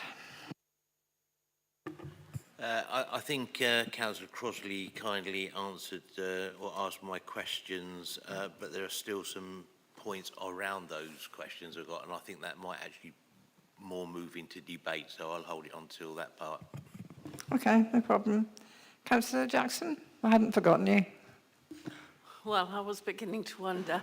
I've got two questions. One, I am sure I'm not the only councillor who's got evening meetings. If it would be possible to finish this meeting 6:15, 6:30, that would be a great advantage and stop me worrying during this debate. But the other question is about bus stops in Brook Road. The situation the last time I went down there was pretty dire, with a number of people queuing along the pavements, no shelter, no proper bus stop. I know there's on the Lower Bristol Road there are going to be improvements, but are we going to get some improvements around the corner where the students line up usually? And again, of course, we've got the issue that the number 4 bus and the number 20C, which go down Brook Road, are being taken off. Is there going to be any contribution to subsidising much needed bus routes? So the simple answer to both of those questions is no. There's no improvements to bus stops proposed as part of, other than the bus stop outside of the site on the Lower Bristol Road, which would be relocated and a new shelter put in place. There's no proposals to improve any of the bus stops on Brook Road, and there are also no contributions towards bus services, because albeit you've raised some issues around bus services, but this area is quite well served by bus services, particularly when contrasted to the earlier proposals we were looking at. Can we move on to the debate? Oh, did you have a question, Councillor Hodge? Yeah, it's just a really minor, quick one. Sorry, it's just I think with a big scheme like this, it's hard to look at all the details because there's so many plans and things. But just balconies. I know you've talked about overlooking from the heights of the buildings along that south boundary, but are there balconies that could possibly overlook? I mean, I didn't get into that detail on all the plans. So we do have some Juliet balconies. You can see here with they're sort of full height windows really, rather than Juliet balconies, but they've shown as with the sort of balustrade that would be a Juliet balcony. We do have on the townhouses on the back, so internally facing, so these 2 rows of townhouses, they face towards each other with these sort of, they're sort of balconies, terraces at the 2nd floor level, but they're facing towards each other. So that's not really an issue for the neighbours. That's the other row of townhouses doing the same. There you go, you can see that way, but they're looking at each other. The rooftop gardens, which I've mentioned already. There are some, I think I'm trying to recall if these are full-on balconies or Juliet balconies. Some of these do look like they are small balconies. These are facing west on the site or east on the site, so these are sort of in the centre here, so they're not really looking towards the neighbours. Similarly, these are facing this sort of internal courtyard area over here. And this is onto Dorset Close, where there aren't any balconies proposed there, although, again, quite full height windows. And then on the backs of these, so this is the frontage block along here, we have got some sort of projecting style, sort of smallish balconies. But again, these are quite some distance from those properties on Denmark Road. So these are on the backs of this building here and these buildings. So hopefully that gives you an idea of the sort of locations of the balconies, and they're not really overlooking directly over any neighbours there. Okay, thank you, Chris. Okay, let's move to the debate. I have Councillor Appleyard on the list. And Yeah, I just really want to pick up the point about the two things. One is the car club. I do feel, and it happens quite a lot, we have an element of tokenism that happens when we have these developments come forward and they provide two spaces. And I was just trying to put myself in the minds of the people living there, that what certainty do you think they feel that if there's only two cars they can go and get hold of or find at any one particular time, it's actually going to encourage them to really focus that as their first option. And if each car possibly takes maybe 4 or 5 other vehicles out of that area, I just think that 2 spaces is woefully inadequate, and we should be encouraging maybe five spaces or even more than that to put on there. They can always be reverted back to ordinary general parking should they need to, but I just felt that there's not enough ambition in that particular area if we're going to be trying to drive that sort of behaviour. And the other thing is around the scooters. I mean, I'm sorry to say there is a legal use of scooters on our roads at the moment, albeit under a trial. And that trial is likely to become legal when the government finally make up their mind about that.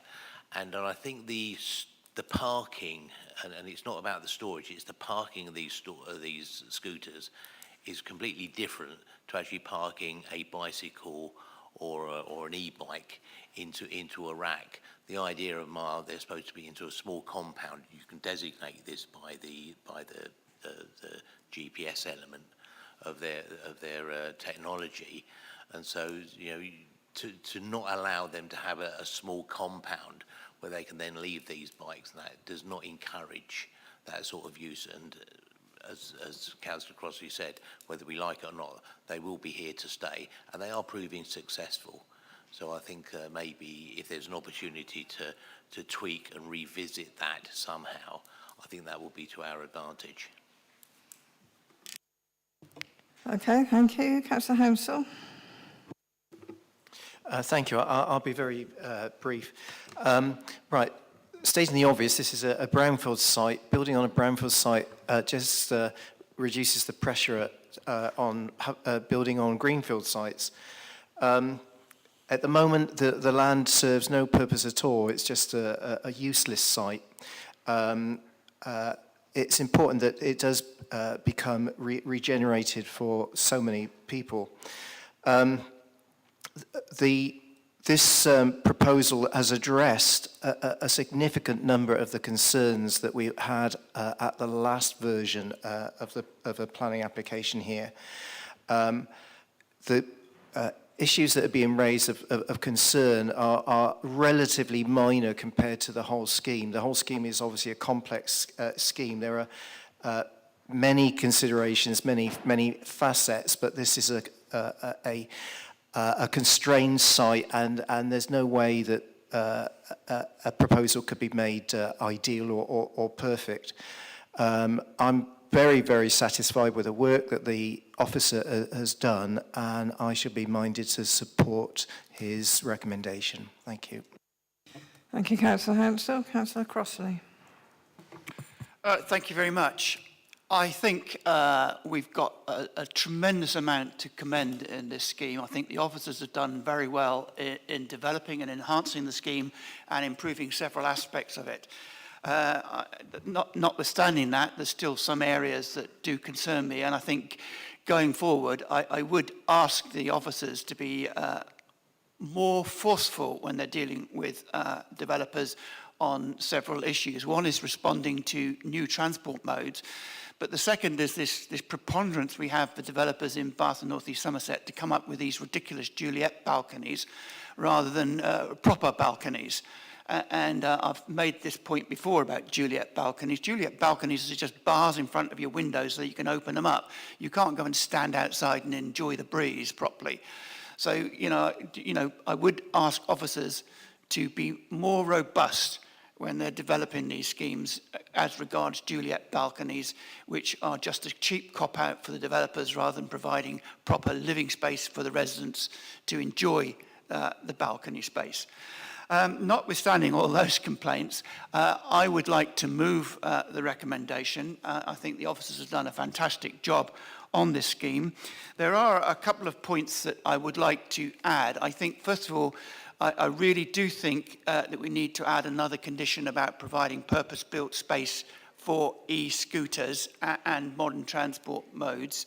And I think going forward, if we could get more green roof space out of it, I'm not putting that as a condition, I'm just putting that as something to feed back to officers.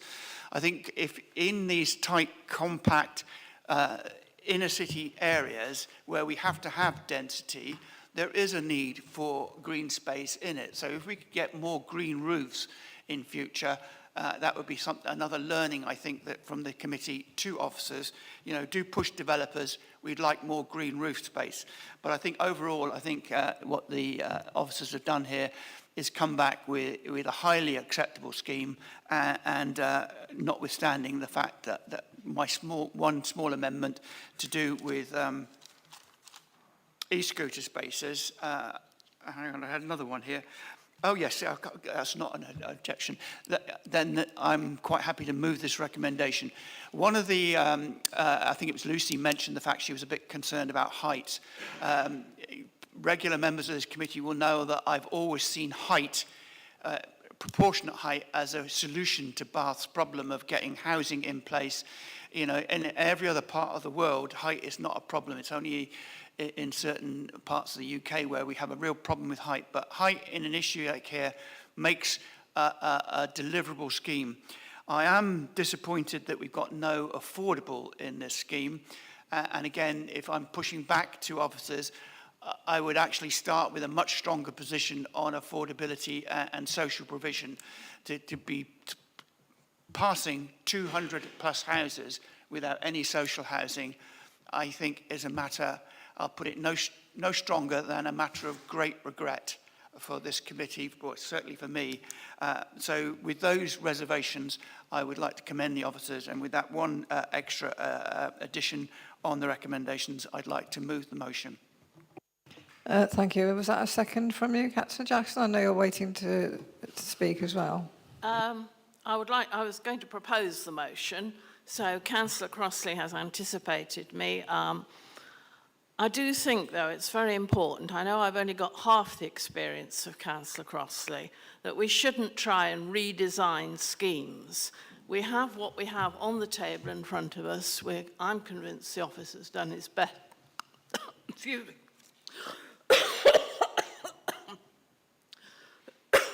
Sorry. And we mustn't expect officers to be as brutal and ruthless as council. So I'm happy to second this motion. I would just like to say, though, that electric scooters are extremely dangerous for old ladies like me, and I think they should be banned myself. But as I said, we don't redesign the scheme. This is the best we can get, and for all its shortcomings, I hope it will go through. Okay, thank you. So I just need to clarify I believe it's already delegated to permit, if I've got that right again, but I think that the two things that you wanted to add as conditions here for the officer to explore is an e-scooter compound, just some area. They don't need charging or anything, and more car club spaces. So is that right? Sarah, is that clear enough? What we... I'll bring the officer in just to sort of feedback on that as well, just to make sure that there's no issues that he can foresee. But I think if it's delegates permit, that is potentially something that could be explored. There would be a cost element to that, and also potentially a physical element to that in terms of accommodating it. So it might be something that the officer would need to go back and establish the feasibility of. Okay, I'll just interject there, just to be clear. I think that what was put forward, certainly Councillor Appleyard said it, if Councillor Crossley and Jackson agree, the additional car club spaces would be at the expense of some of the parking spaces, so there's not extra land needs to be found or anything. With the e-bikes, yeah. Okay, sorry, carry on, Chris. Yeah, just to say, certainly I look at condition 15, which is to do with the bicycle storage. I think we could amend that to include a provision for e-scooters. So I think that would be a sensible way of achieving that aim. And then around the car club spaces, I obviously can't speak for the applicant today, but if members are happy to leave that matter to my judgment, I will investigate whether we can increase the number of car club spaces with a clear expectation from committee members that the numbers will go up. And if you're happy to delegate that to me, I can try and seek an improvement on the number of car club spaces. Okay, and the e-scooter space would need to be in publicly accessible, because at the moment with the e-scooter scheme, there aren't any private scooters, so they'd have to be able to signal, so it couldn't be below ground and that type of thing. It just need to be on the surface. Noted, and I'll investigate that with the applicant, and as it can be part of a condition requirement to provide space but I'm fairly certain we can accommodate that. Okay, thank you. So I knew you want to speak out, Councillor Appleyard, but I've got Councillor Hughes as well wanted to speak. Thank you. So, I mean, generally, I mean, there's a lot of improvements in this scheme compared to the previous offerings, and I do like the fact that, unlike a lot of the schemes we've seen recently in this area, this one at least has some attempts with some townhouses at family homes rather than just apartments. Sadly, that's sort of offset a little bit by the lack of green space, and I don't think that there's a balance here in terms of the amount of accommodation and the amount of green space. I don't think that's been achieved. Parking is still a concern, particularly when you bring into the equation the commercial space as well as the residential space. That does concern me, particularly as we're not sure that we have the right allocation across the road at BMW, even with the new, I know the new parking standards will change that. One of my major concerns is on a more global basis, which is this issue of affordable houses, affordable homes. I mean, we recently had a presentation where we were told that the gasworks across the road have already got a viability report, so they won't be providing any affordable homes. This site is not going to provide any affordable homes. On the other hand, places like Keynsham, Midsummer Norton are all providing their 30%. They're meeting their 30% targets. And this is a very uncomfortable trend that we're seeing, where the city is not going to be providing affordable homes, and that allocation is all being moved out to North East Somerset. So I'm really concerned about any of these developments not putting any allocation for affordable homes. So I'm still very undecided on this one. I mean, even when we hear about the possibility of reassessments at a later stage, they're not talking about bringing affordable homes into Bath. They're talking about providing finance so that affordable homes can be provided somewhere else. And I think we can be pretty sure where that is going to end up. So I still have concerns about this one. Okay, Councillor Appleyard, did you want to speak? Yeah, I would say thank you very much for the consideration of the car club provision, so that's really good. I really just wanted to emphasise the point about the e-scooter parking. it's a different behaviour than if it was a resident just parking their scooter and going back to their home. This will have other uses as well, so it has to be in an accessible place for, if you like, outside. So that was my only consideration, is understanding their behaviours. Okay, have we got any more contributions to the debate? Councillor McPhee? Very quickly, I too am still unhappy about the green space, but I don't know enough to know what is a correct amount of green space in industrial land. So through clenched teeth. Okay, thank you. So is that all of the... Councillor Hodge, sorry. Yeah, sorry, I'll just quickly say it. Very similar to other people. I didn't agree with some of the things Councillor Crossley said. I think Juliet balconies aren't not perfect, but it does prevent some overlooking problems, and I do think the heights of buildings are really important views and not having oppressive buildings, and I think design is really important. I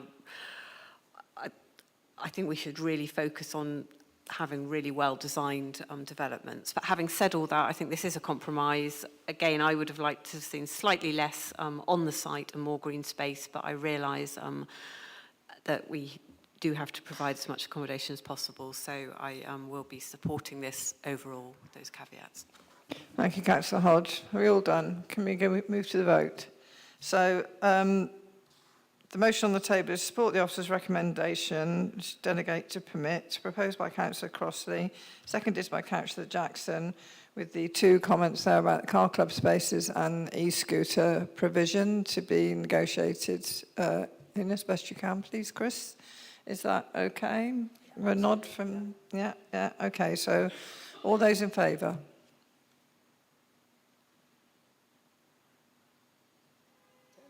That's a unanimous pass.